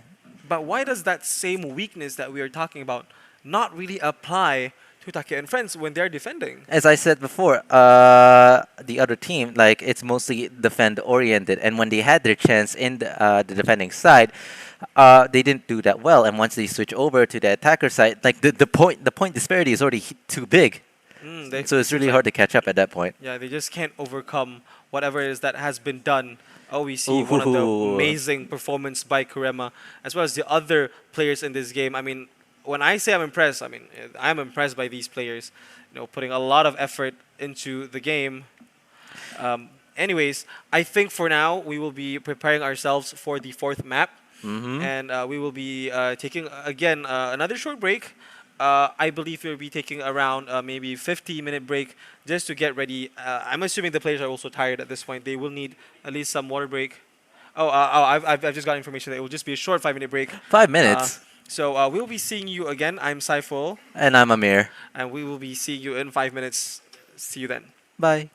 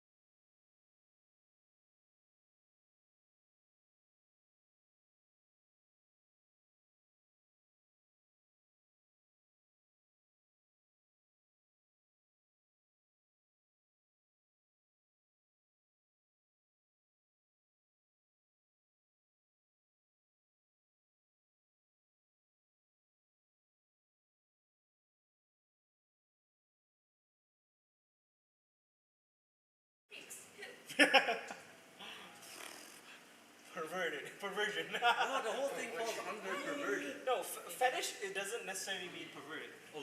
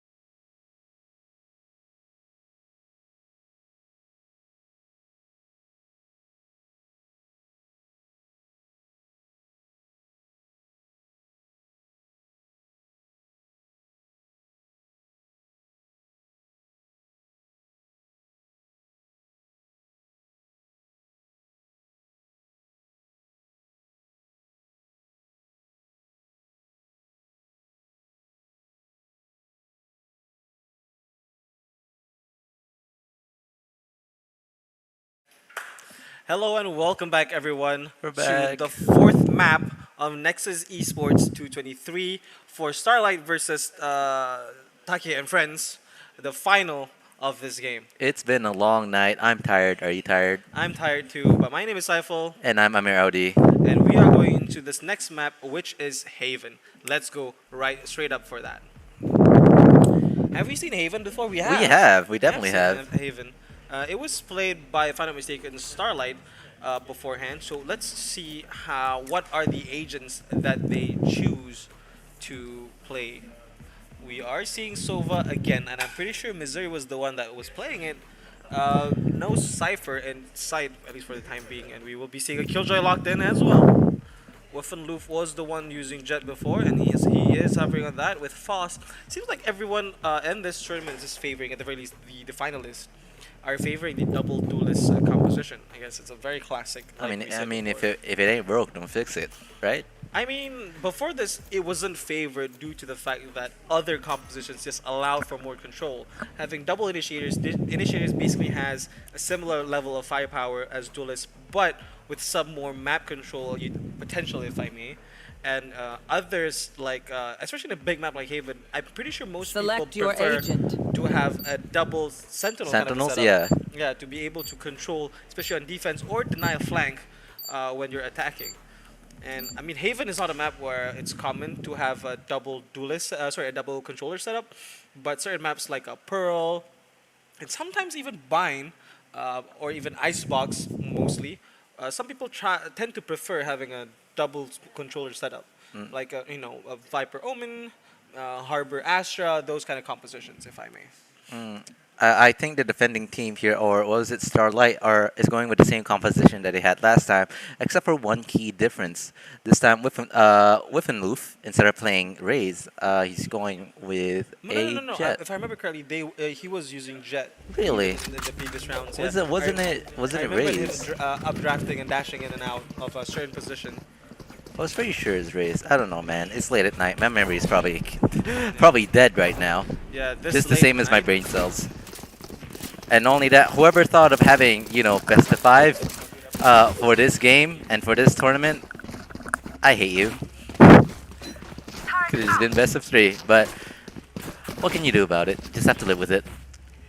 Alright, going into the first half, we are seeing Starlight on the on the attacker side as hold on, sorry, Starlight on the defender side, and we are seeing Taki and Friends going on the offense, and it seems like they're gonna go on I guess slow approach to execute onto B side. And Starlight, if you can see on the minimap, they're actually trying to flank up A main, which might be in their favor, as they might be able to actually sandwich Found them. Killed my Taki and bot. Friends by surprise.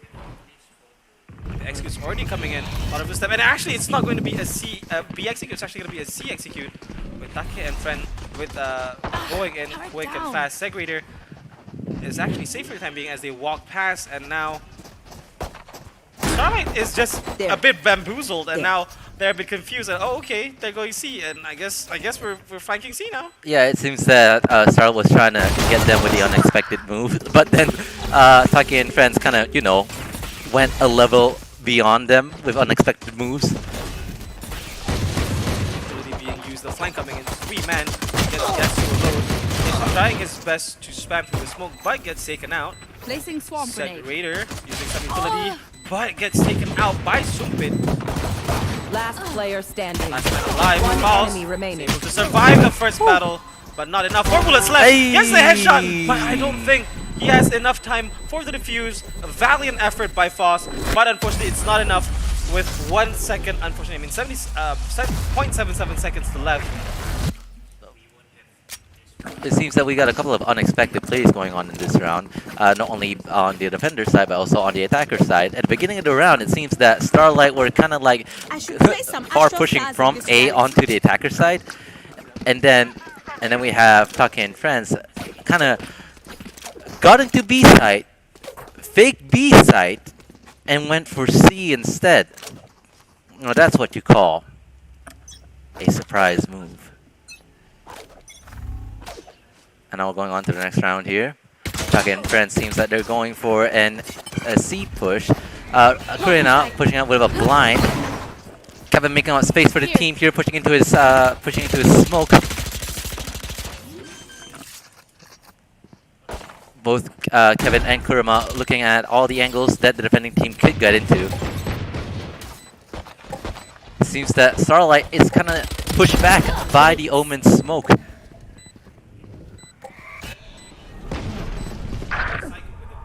Basically pushing them back far as they cannot approach.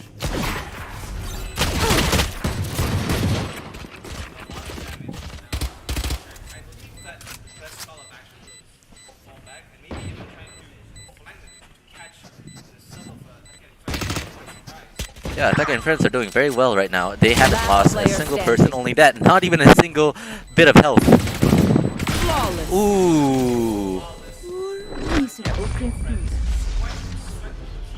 Not just any flawless, the most flawless of flawlesses. Not even a scratch. I don't think so. Like, their health bar didn't seem to be going down at all. There.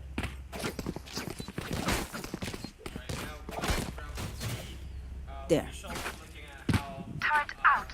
Team Starlight, let's see how they try and utilize the gun advantage going into this round.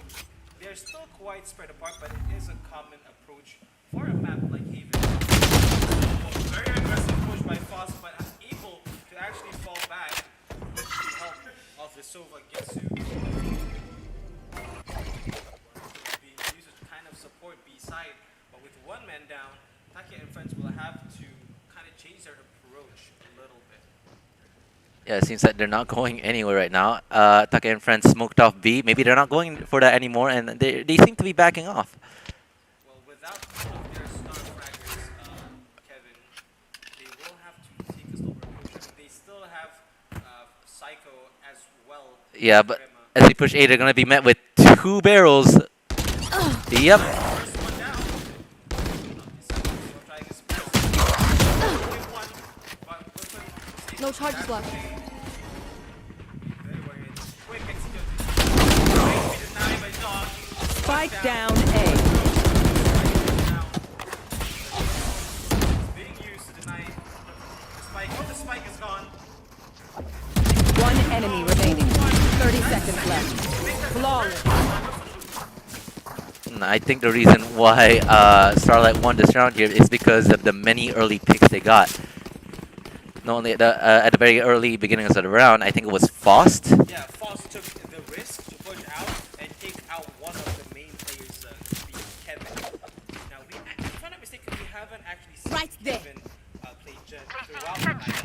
Because we've mainly seen him play Reyna, but right now, Reyna is actually being played by Kurema. The star player that we've seen so far, you know, throwing nades and jumping around with rays, is now playing the Reyna. I'm guessing he just prefers the Reyna at this time. Or maybe he's just a duelist at heart, you know? And this is, you know, that's true. Maybe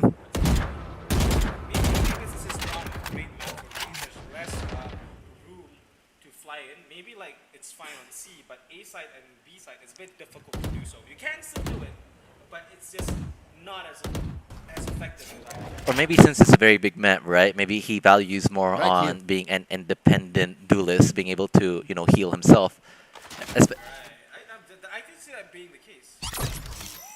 Yes, with the silver lineup making, you know, preparations for the execution. The hunt begins. and here comes the push.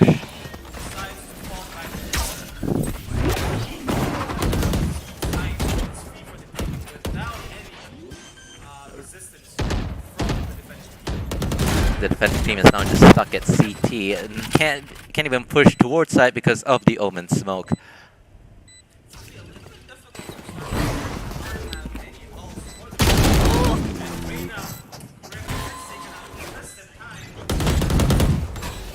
Kurama gets taken out just in time for the trade. Now in a very quick situation, the spike is exposed.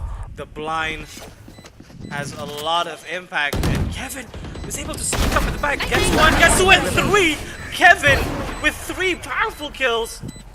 Very quick, very fast. That was quite an impressive lurk by Kevin. My mind is going so blank right now. But I think the reason why I asked to why they won is I think probably because of the splitting, right? They got one going into C long and only that into garage as well.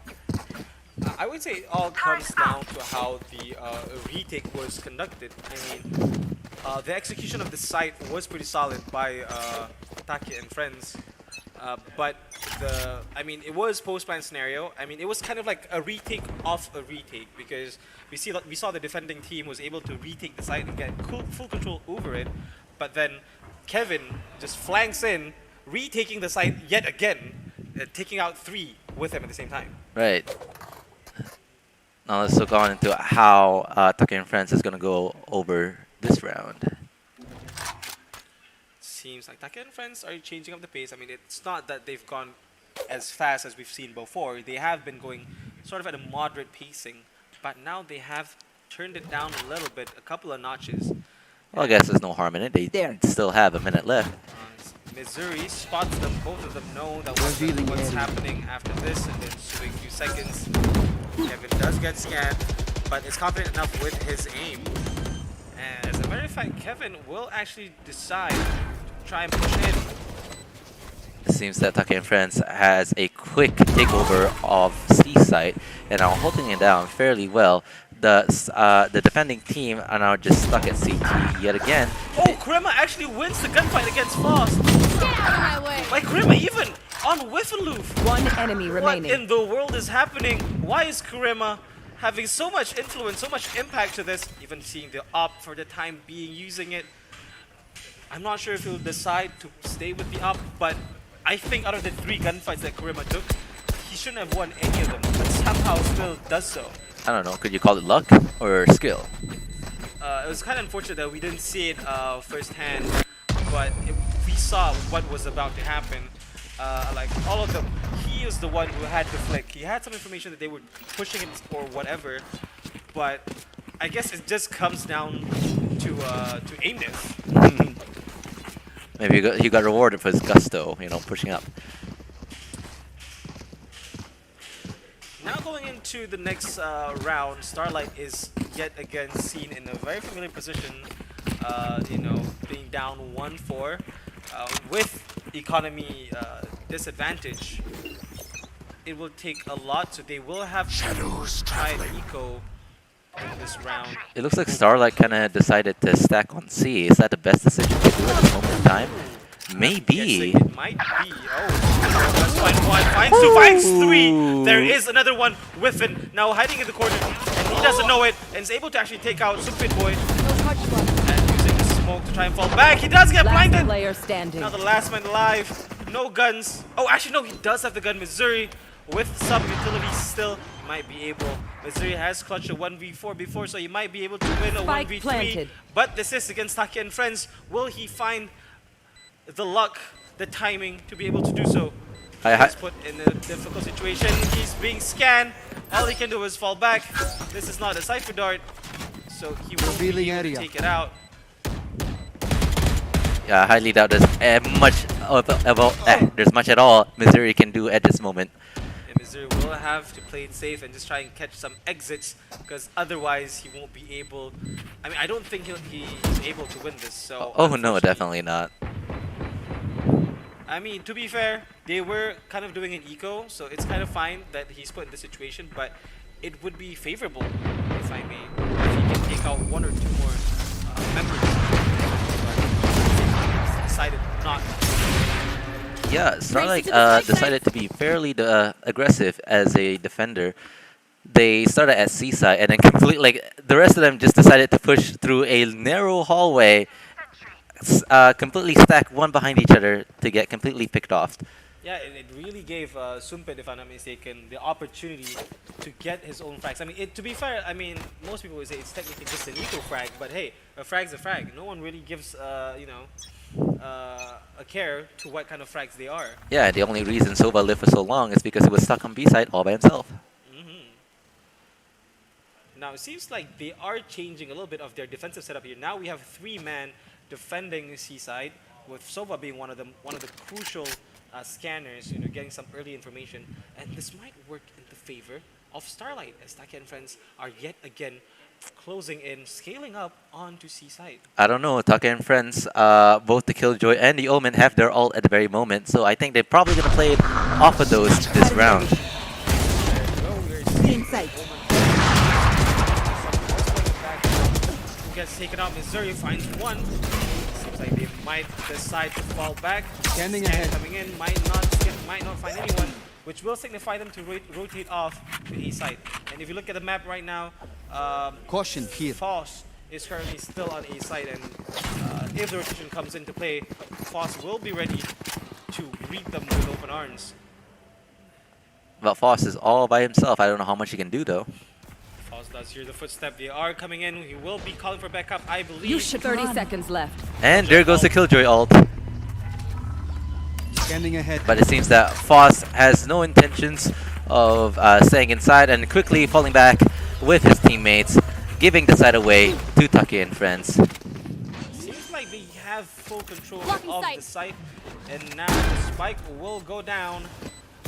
All angles are nicely covered. Separator trying to run for life, hopefully to not get wall banked. And he does survive for the time being. 4v4 situation with one person flanking. Gets scanned by Killjoy. We can only see that on the minimap. Missouri gets No more taken by sofa. surprise by Sumpit Boy. See nothing. Foss pushing in with a blind. Got one kill on Psycho Oh my G. god, how did this happen? 2-man, 2v1, and Faust is actually able to kill the Opper. He's able to retrieve the Op as well. That is the end for round 7, going into round 8. And the Op, if I'm not mistaken, was in the Deep game breaths, since everyone. round, sorry, now we're around 7. Or, hold on, no, we're No I more. believe it has been used since round 4, if not round 5, and it's still in the game. I gotta say, that must be one prized possession. Hey, it definitely is. I mean, an op is an op. An op is an op. We have yet to see, however, Missouri on the Odin. Now, Odin is, I mean, is and has always been a controversial weapon, but I'm rooting on the side that, you know, the Odin is just another weapon, kind of like the op. It's different, but it doesn't mean it's bad. Because, you know, in the wrong hands, the op can be, you know, not a great weapon. It'd be a dumb weapon if I may call it. But in the right hands, it's one of the best guns in the game. And I think the same could be said for a gun like the Odin. I don't know, Odin seems like a pretty ratty gun to me. I mean, wait, whatever it takes to win. And we've seen the potential of it being shown by Missouri before this. I see. Quick execution by Taki Taki and and friends in friends. control of the site, quickly planting the spike and denying any retake effort. And Kurema in a very cheeky spot, he might be able to catch one from C-Link. It seems that Massively, there is an approach coming from Garage. And Garage gets player traded, and standing. Kurema gets Seg Raider. Falls the last man alive, as the upper hand does seize Kurema, but doesn't quite take the shot. Not yet. He will be playing it safe. yeah, but Kurama sees him too. Oh, there it is. Oh. One shot. One of the first few op kills that we've seen. I don't think we've seen any proper op shots, any op kills, despite the op being in the lobby for quite a while. I don't Not think on we've camera, actually- anyways. Yeah, I don't think we've seen any op kills, so that's technically the first of many op kills, hopefully, that we will be seeing in this game. Let's see if he. Let's hope that we see some more. Are you willing to bet? I mean, it's arguably still early, but going to this 4th map, I think, with what we've seen so far in this season, Taki and friends might be able to take this map and take this game. Oh, now that you said that, I think you might have just jinxed it.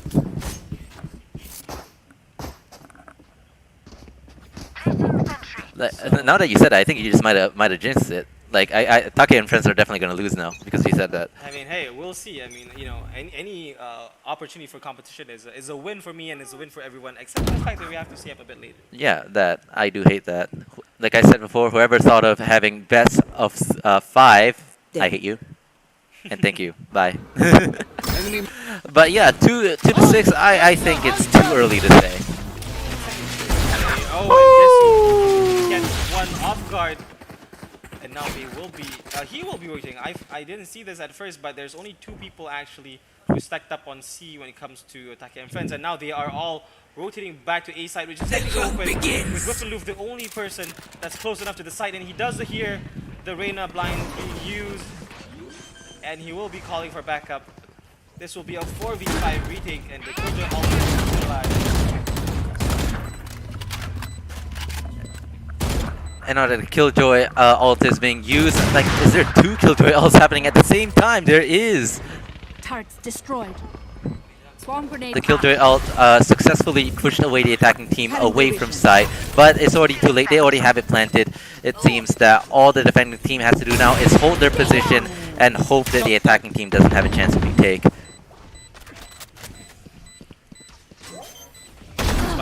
Oh, Kevin on the lurk gets one. Oh, is able to find, almost finds Foss. Now in a 1v1 situation, Gesu just needs to play time. He can't do anything. And there it is. Gesu gets the shot. Simple one tap onto Foss. Gets killed by the spike. He died with honor. But that's enough. That was a really smart. I am the hunter!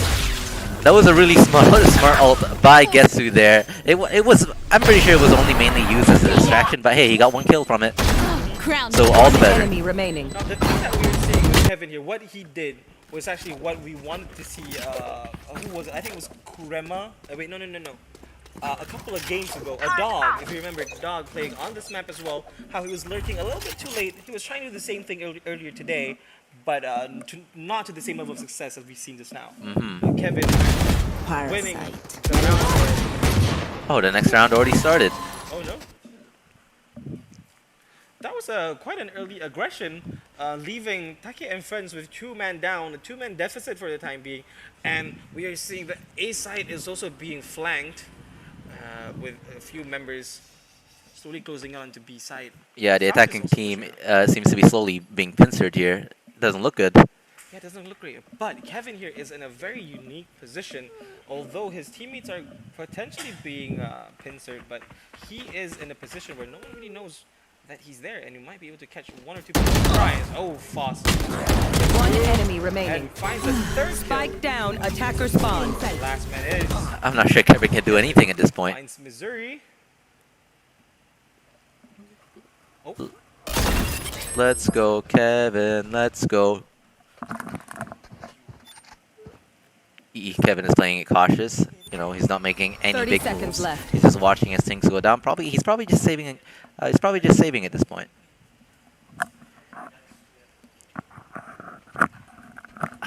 If I was Kevin, I think I'd be pretty scared, just hiding in the corner. But what can you do? It's a 1v4. He doesn't have time.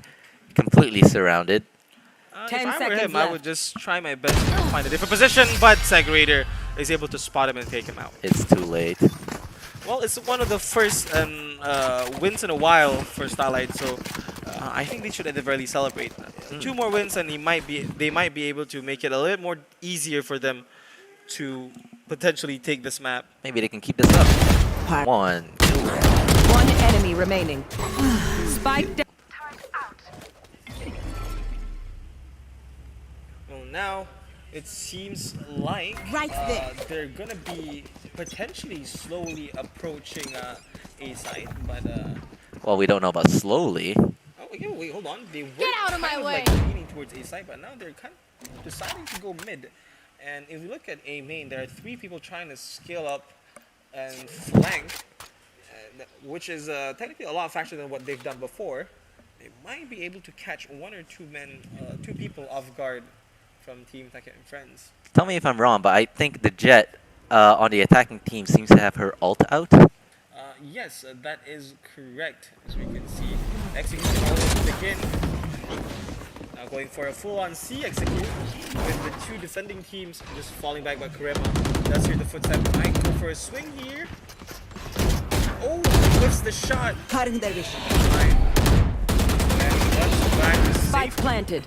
Now it's a 5v5 retake situation, but there is 2 flankers. Kevin finds that greater. They will cower. Dog and Whiffin. Oh, Dog does find Psycho. Killed my bot. Starlight seems to be slowly. Oh, Sumpit Boy is able to find two as he dodges the blind. Now in a 2v4 situation for the retake. I think it's a bit impossible, but Starlight will have to try their best to at the very least inflict more damage to Team Taka and Friends economy if they were to consider Well, that's one. making a comeback. Oh no, oh no, oh no, has the guns out! Player Doesn't have a gun out, his gun out! That's unfortunate timing right there.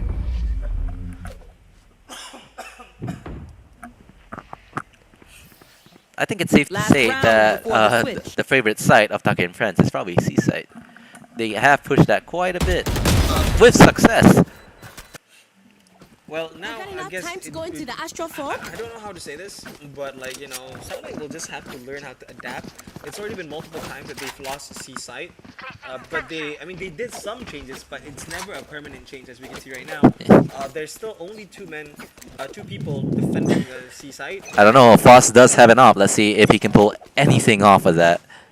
Let's hope the first shot not really hitting anyone quite yet. It might deter them a little bit with the smoke coming in. My It's ultimate interesting that smoke is actually smoke from the attacking team. Probably to defend against the op.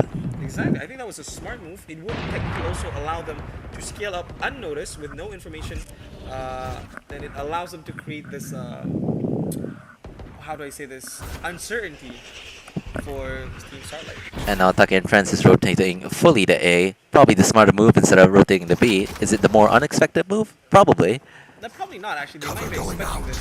But what Kevin can potentially do is catch someone rotating off guard. And here comes the Sova ult deterring any plans.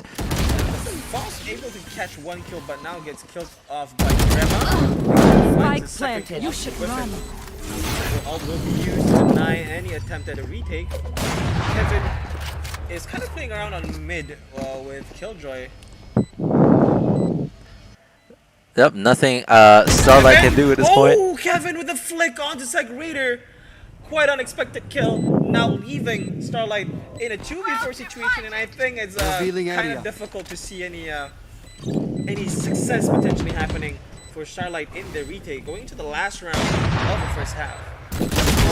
Yeah, Taka and Friends already used two ults, the Killjoy and the Astra ult. They're really investing a lot into this, Player standing. so they're probably not going to lose it. Enemy remaining. Oh no, Missouri and Dog had a good attempt at trying for the retake, but unfortunately it wasn't enough.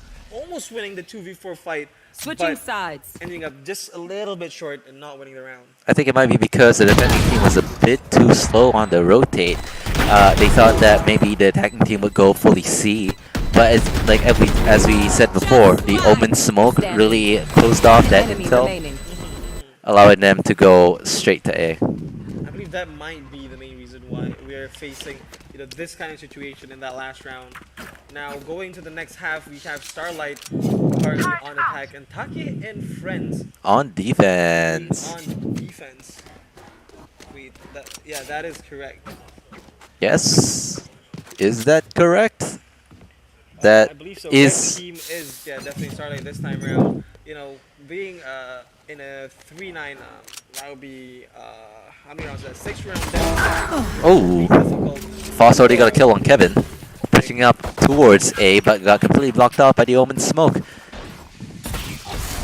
Seems like they are opting to fall back, as if you look on the mini-map, the defending team has already come to secure a site, and they can basically compete if they want, but it will be not without any deaths. That seems like a good read of the situation. They're not fully pushing into sight just yet, maybe waiting to see if anything happens. Right here. I mean, they could potentially do a double fake and just re-hit on A, and that seems to be what they're going with, as Top D Psycho is now being the only person left on A side. But the pause here is very, very long and very concerning. If I was the defending team, I would probably be confused at this point. Yeah, and I think that's Or maybe that's the point. I think that's currently happening to Gesu, and Gesu using some more utility. Yeah, it's being shot, so it does that the Sova Dart was being shot. It does call Reina to come into A side as well. I think that's a little bit of a 30 blunder. seconds left. 30 seconds left, so it does mean that Starlight will have to go into A side. I think they waited a little bit too long, because at first there was only Top G, and now there's only 3 people on A side, so the fight will be but a hectic one. The timing is definitely off on this one. Oh, with it gets blind and dashes 10 seconds towards left. Reyna. Wow. One enemy remaining. Spike will be planted. Segredo safely planting. And Misery is able to find Super Boy. I think in a situation where it's trade versus trade versus trade versus trade, at this point we just see that Starlight just came up on top. I mean, that's actually true, but like I said, I think it was just a little bit of a mistake. There. From Starlight's side, it could have ended a lot Oh yeah, it could have ended a lot better. Actually, it could have ended a lot more poorly because of their mistiming. Yeah, Maybe perhaps they just got a bit more lucky. perhaps. Overtake them. All I can say is Starlight needs to fix a little bit on their timing. It was nice that Foss was able to get that first pick on Kevin, because as we know, Kevin is one of the Scanning major ahead. fraggers, and having him out of it might be for the best. Speaking of hectic fight, I think we're gonna have another one right here. Oh my god, already? Oh, but Kevin is able to find that two. Starting his best, but he doesn't have a dash out. So, wait, no, actually he does, but he didn't decide to use it. I think his dash was active, but he didn't use it. Maybe he just didn't have time, or maybe he just forgot because of the chaos ensuing. Oh, sorry, my apologies. He just 1 got second, his peeps. dash I gotta visit after the the kill Astro to onto play Jet, some stars. onto Killjoy. So he does not have the Jet ult active, hence he was not able to run away from that situation. Bad. Oh, but Starlight caught up pretty quickly. Before it was what, 9-3? We Now are it's strong. 9-5. So Starlight has, is Starlight is still in the game. But as we know, going to the third round of the second half, Cutting the vision. having a gun advantage might allow Still in sight. Team friends to make a little difference. Rotation coming in quite fast already. 5 of them are at the very least close to C site, and both teams are still kind of just hovering around C site. Taki and friends again. Taki and friends are very quick at the rotation. We saw that basically half a minute ago, all of them were already on C site, but reacting towards the silence that ensued, immediately they went back to their positions. As we can see, that B site is now kind of fully defended with one person very close to A site, just in case. Maybe that was all planned. Maybe they planned it beforehand just to make some noise and see, just to move to another site. What, you mean like that was Starlight's plan? Yeah, perhaps, but I can't really tell. I mean, like I said, that might be the case, but as you can see, Team Taki and friends were very quick to react. And initially, they quickly moved all the way to C site, but then immediately after not seeing anything, they returned back to their positions. The hunt begins. Strength concealment. 30 seconds left. Cycle, usually very quick with these full fights. Ooh. Finding 3 kills, and guess who's backing him up as well. The spike is down. Top G Psycho, what is he doing? Playing a little bit too much of a risk. Dog, the only man alive, doesn't have the spike, doesn't have any util as well, so this is going to be difficult. 10 And seconds doesn't left. have time. The only thing he can do now is save his gun. Well, if Taki and friends allows it. Yep, if he lives.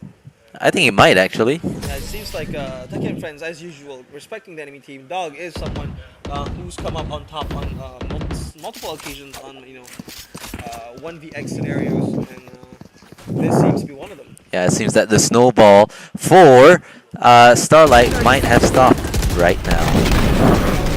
Top played by Top Psycho. Ooh. Shot through smoke.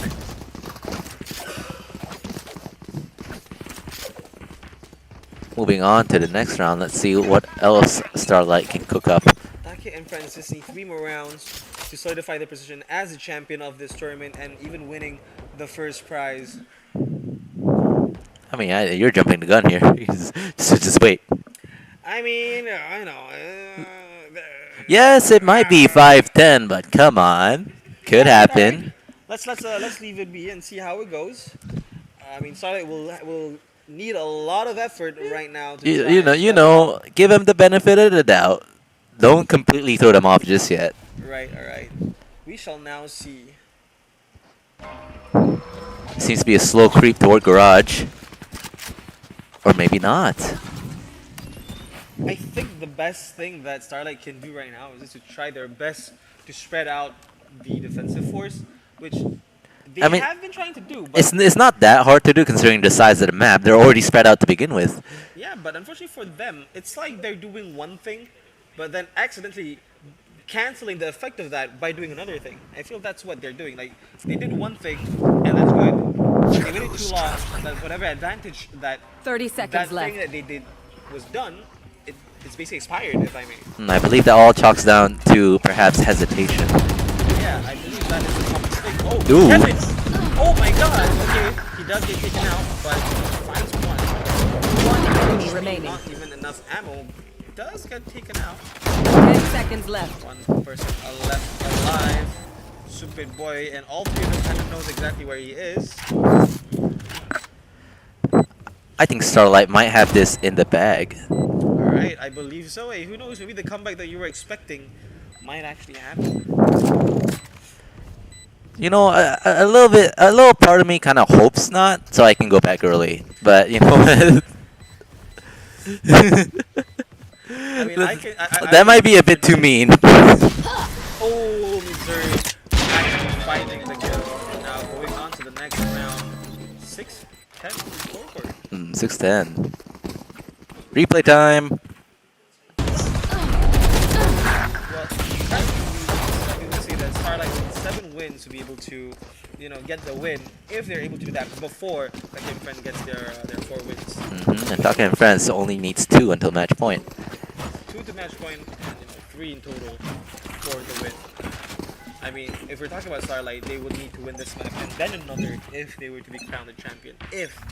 Yeah, Revealing and then we have to commentate for another round. Yeah. So I'm hoping not. Yeah. So things will be a bit difficult. Sorry, Starlight, but I do have class tomorrow.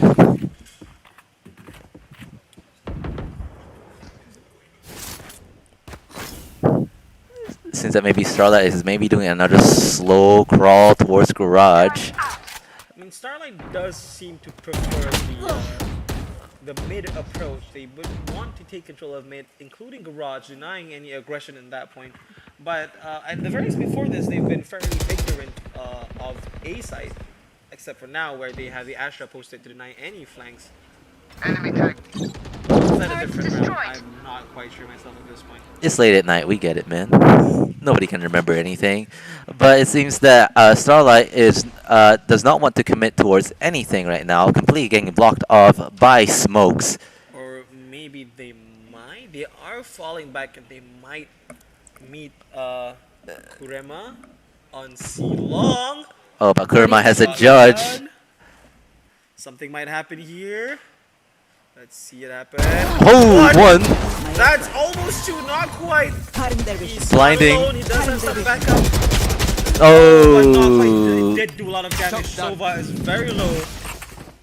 And Starlight might not have enough time. There's another shotgun. Oh my god, last man player alive. standing. Foz does not have the Spike spike, down, does have a C. good gun, but I don't think he has it in him to clutch this round. And that is it. Another round win for Take and friends. Yep, they didn't have enough guns. They didn't have enough people. Not only that, I think it was who was it? Foss. Here's the thing, they did have enough guns. If you look at it, 10 seconds left. Last player Take and standing. friends had 2 shotguns and a sheriff. They weren't winning at the time. They were kind of half buying, and for some reason, through sheer luck and strategy, they're able to make it happen without losing a lot of manpower.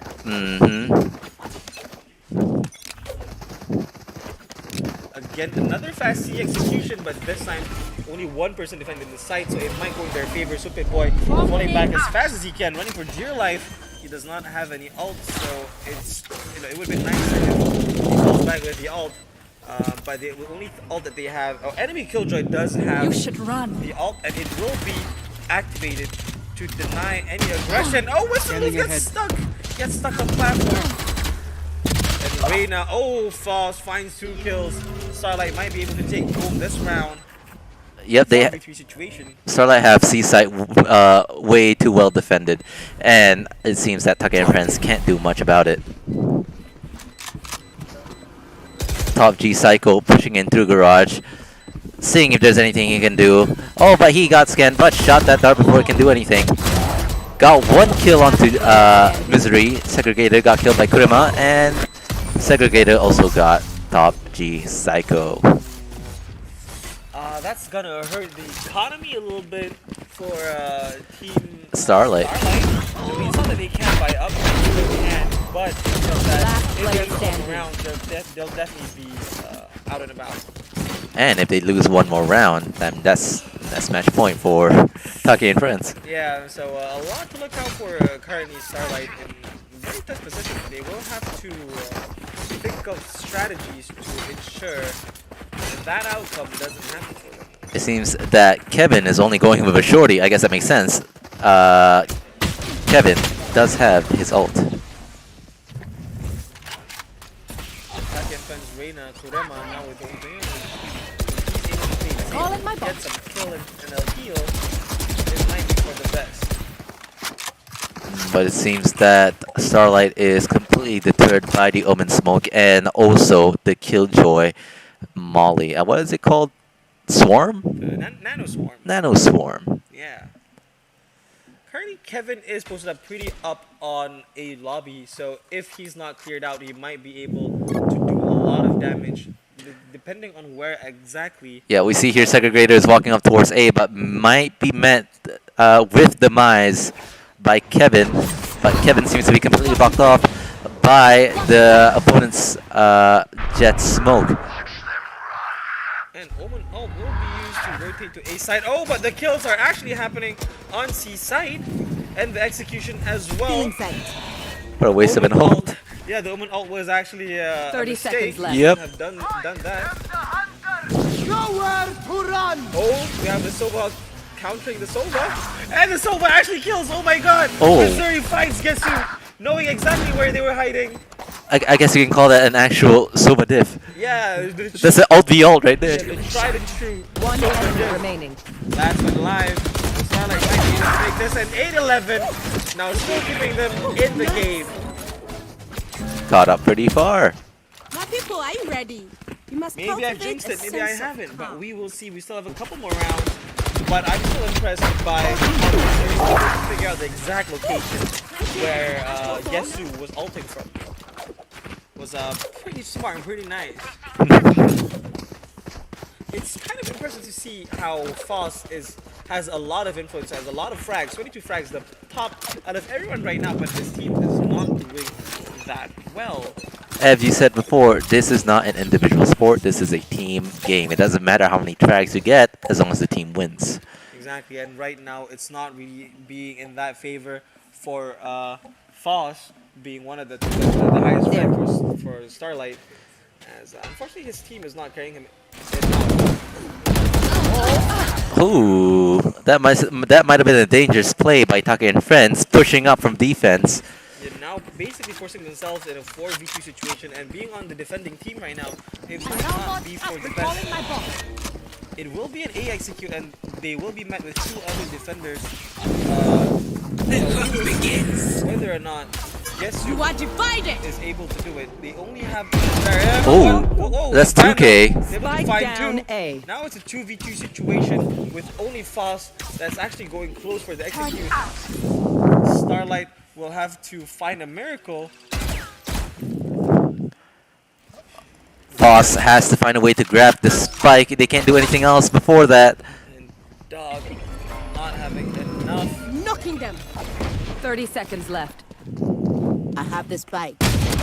Ooh, Foss with his shots, but did get a kill on Sumpit Boy.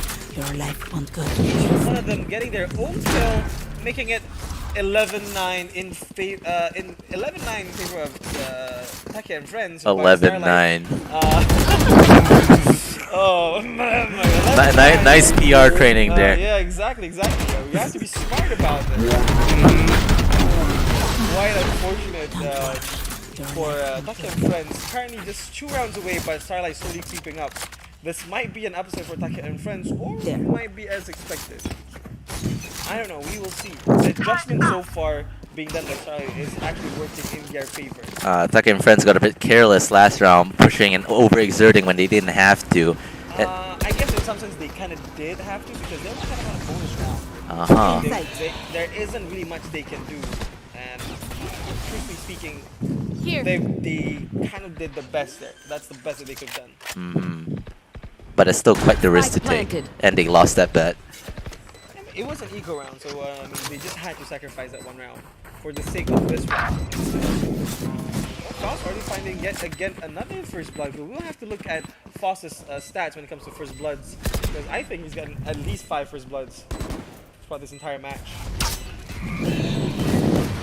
Retake coming in for Take and Friends in this 4v5 situation. They do have some shotguns, which might be working in their favor. Not quite top Psycho. Not really in the best position. Last player standing. Finds 2, now the last man alive. With only the sheriff at hand. They still don't have quite the economy. Now we're up 10-11 as Foss is taken up by the spike. But that's not important. At the moment, we are looking at Starlight catching up. Winning. I would count 1, 2, 3, Last 5, player 6, standing. 7, 9, 10. 7. Oh wait, what? 1, 2, 3, 4. Oh, sorry. Yeah, 7 out of the 9 rounds of the second half. That's quite an impressive feat, I would say. Yeah, Starlight has been doing very well, winning 4 rounds in a row. Now that is insane. I guess I might have jinxed it. I mean, who knows? Or You maybe this have! map- Maybe this map is just an attacker-sided map, and both teams are just really good at attacking on this map. No, this is definitely an attacker-sided map, especially when you have the defending team spread out that much. I guess it's very difficult to argue against that.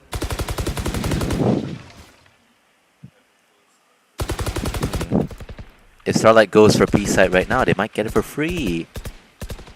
No, not quite. They will be met with a Killjoy trying to deny any entry. Definitely the Killjoy will fall back, so in some sense it's kind of free, but not quite as well. A-side's only defended by one person, and that's Kevin. And if they're able to take him out, they might be able to rush into A-side with not that much resistance. But then again, Kevin is the team's top frag. So he might be able to hold his own for a bit. Well, unless he's met with like 5 people. instantly.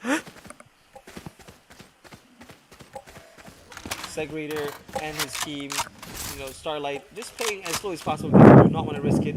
I think they're expecting the streak that they have 30 to try to seconds get left. into the nerves of Take and Friends.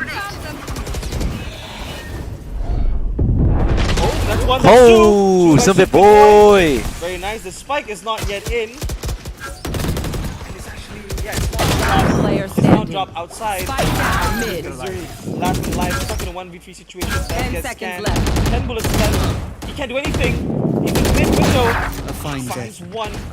Only has the classic left to work with. But he has no time. For the risk, and that is it. Match point for Take. No misery. Even finding a 3rd kill. That'll hurt the economy a bit. Point. That's enough. That's enough for the economy. Take and Friends. 1 kill, 2 kill, nice. Player Friends standing. weren't Player hit standing. at all Spike down mid. by the scope pacing of 10 Starlight, so they weren't baited into pushing out despite not having any contact. Right. They know they have the lead and they want to keep the lead. So they're not taking any big risks. Yeah, so I would say the discipline that they had has allowed them to my win way. one round with match point, needing only one more round win. One more, and I can go home. Starlight will have to try their best to try and make the approach count. If not, they will be You met should with run. some disappointment. Oh, and here comes the Killjoy ult trying to relieve the site from any defenders. Oh look, there's the kids are all coming in, and they're actually Oh, using but- it as bait. They're faking it. They might be going to C. Oh, this might work. They have to be quick though, because there's only Top G Psycho defending it for the time being, and if they're able to take him out, might be The able. hunt begins. Does see it, and Top G Psycho does only have a shotgun. Initiated. Ooh, he gets taken out by Whiffin. And now another counter killjoy all Spike being planted. used onto C site, and they do have some. Oh, they do not have any smoke. As Top G Psycho is taken out, there's only the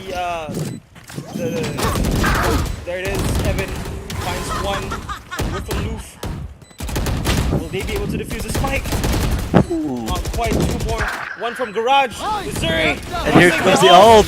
Denying any attempt at defusing. Now 1v3 finds another, make that a 1v2. Missouri tries his best to deny it as well, but can't do anything. I think it was a mistake for Top Psycho to sacrifice himself too early. Now the retake, the defuse gets a little too difficult. Yeah, this round was a very big, amusing game of push and pull. The two Killjoy ults on opposite sides of the maps. Now that was interesting to see. Now there's only one more round that might take us into overtime. We haven't seen any overtime thus far, so Will this be the first? it might be. Looking at the economy, Taki and Friends doesn't have. They only have two rifles, one without armor, and like one shotgun as well as a stinger. So Starlight might be able to actually win this one and bring the map to overtime. And poor Gesu going out with the ghost. Careful here. Starlight will have to play very carefully because they do respect Take and Friends because they've seen what they're capable of. If they do it too roughly, it might not turn out in their favor.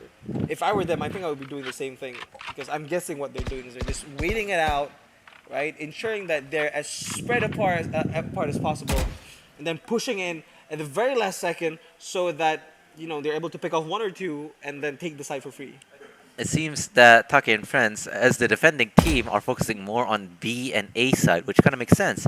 If I was them and I'm thinking of There. which side the attacker team will go for, especially when they have the gun and distance advantage, probably be B and C because of the long corridors. I Oh, and punish you. Dog does find Kevin. The main man of the team is now taken out, and Starlight Blocking might be vision. going for the A execute as quickly Obscuring as possible with the gun advantage. Top G Psycho should learn to wait for his teammate. If not, he might not be able to do 30 anything. seconds left. Enemy tag. Krema coming in for the lurk. Spike If he planted. does this right, he might be able to find one and even secure a gun for himself, which will allow the team more room for success. Krema with the shotgun, not able to finish off Missouri. Oh my god, that's quite unfortunate. And now 2 men left, only able to find one with a ghost. But I don't think that's enough. We would be going to overtime. I might have jinxed it. Here it is, coming in for the retake. Last player standing. Oh, guess who whipping the shot onto Segregator. Segregator getting 2 kills for himself. If you can't tell, the people in our studio right now is going mad over this game. I punish you. Yeah, Starlight 1 caught second, people. caught up I gotta visit the real Astros quick, to and play now some it's stuff. 12 even. Yeah, it started off at 9-3. The 9-3 curse The is 9-3 in action. curse. We haven't seen that in a while. Now going into overtime. I mean, if the 9-3 curse is still in effect, Starlight might be able to take it to map 5, the final map of tonight in this best of 5. But if Taki and Friends is able to hold their own, they might be able to just finish it here and then. And then we have to stay Checking the for a bit situation. longer. I mean, let's. I mean, I don't know. We'll just have to wait and see. Taki and Friends currently on the attack. They will have to play it low and slow, or or fast, depending on what they want to do. But whatever it is that they do, they just have to commit to it, because otherwise, it might not work out. Considering that their firepower is somewhat pretty even right now, I wonder how long the Deuce is gonna stay. Now, I've been told that the approach or the strategy that they're using right now is fairly similar to like other FPS games, which is not common in Valorant specifically speaking. Revealing Kind area. of like CS:GO or even Rainbow Six Siege, where they like to focus on the last few seconds of the match. But I guess that's not happening right now. Kurema finds Missouri. Segregator lurks in, is able to put himself kind of in the middle of everyone. The spike is down. Last Fox gets player taken out, and standing. Top G Psycho actually gets 2 kills, putting them in a 4v1 situation. And Starlight is now Spike one man, planted. has only 1 man left against a team of 4. Taki and Friends might potentially get the first win of this overtime. Yep, GXX Dog is all by himself back in CT, and let's see if he can take over the site all by himself. But I don't think so. I mean, let's be realistic here. He might be able to find one or 2. Oh, and Kevin just catches him by surprise. And now Take and Friends only needs 1 more point to win the Switching game. sides. Yes, but this time they will Match be point. on the defense. Knowing how Starlight's been playing before, they have been very patient. Oh yeah, Starlight definitely does very well on the attacking side. Both teams have been doing extremely well on the attacking side. If you look at Right. Both teams have won have lost only 3 rounds while attacking. Both teams. I don't know. Starlight is just much more fresh in my mind because they did catch up from 3 all the way up to 12. Fair, fair. But you have to remember that the initial lead was set by Take and friends. So the initial Kevin finding the first shot onto Foss, and Foss is one of the main players, the top fragger, is now out of the lobby. What will happen now? Yep, Starlight is definitely hesitant to push up through A whatsoever, knowing that the op is right there and there. Yeah, the spike is now with Killjoy. So Killjoy is kind of in a safe spot closer to A, but he will have to be the key player in deciding which map to push. I mean, they can say whatever they want, but Killjoy will have to physically be there in order to carry out the plan. And right now, they're being very, very patient as usual. 30 minutes is already up, 1 minute left on the clock. Kevin is being very patient as well, holding the angle very diligently. Yep, Kevin is definitely the demon of the A side right now. He's a menace. He's a menace, a complete deterrent. Nothing will get past him. You try, you'll die.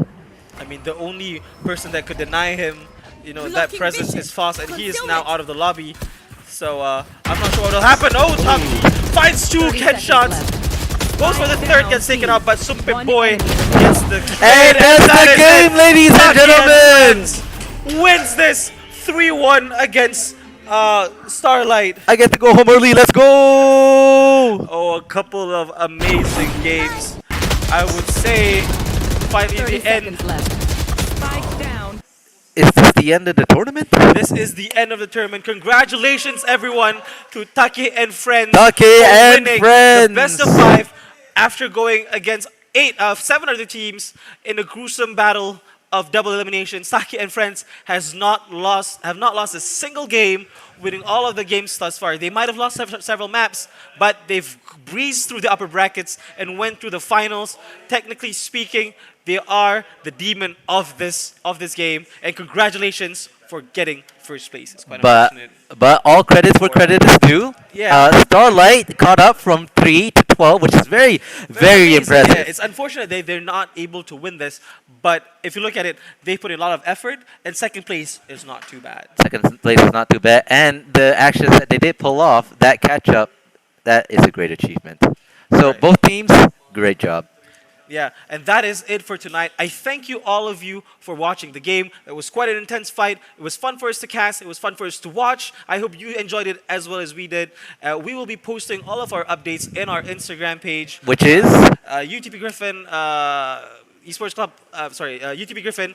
Do follow us on Instagram, and we post all of our updates and all of our future events there as well. So be sure to check us out.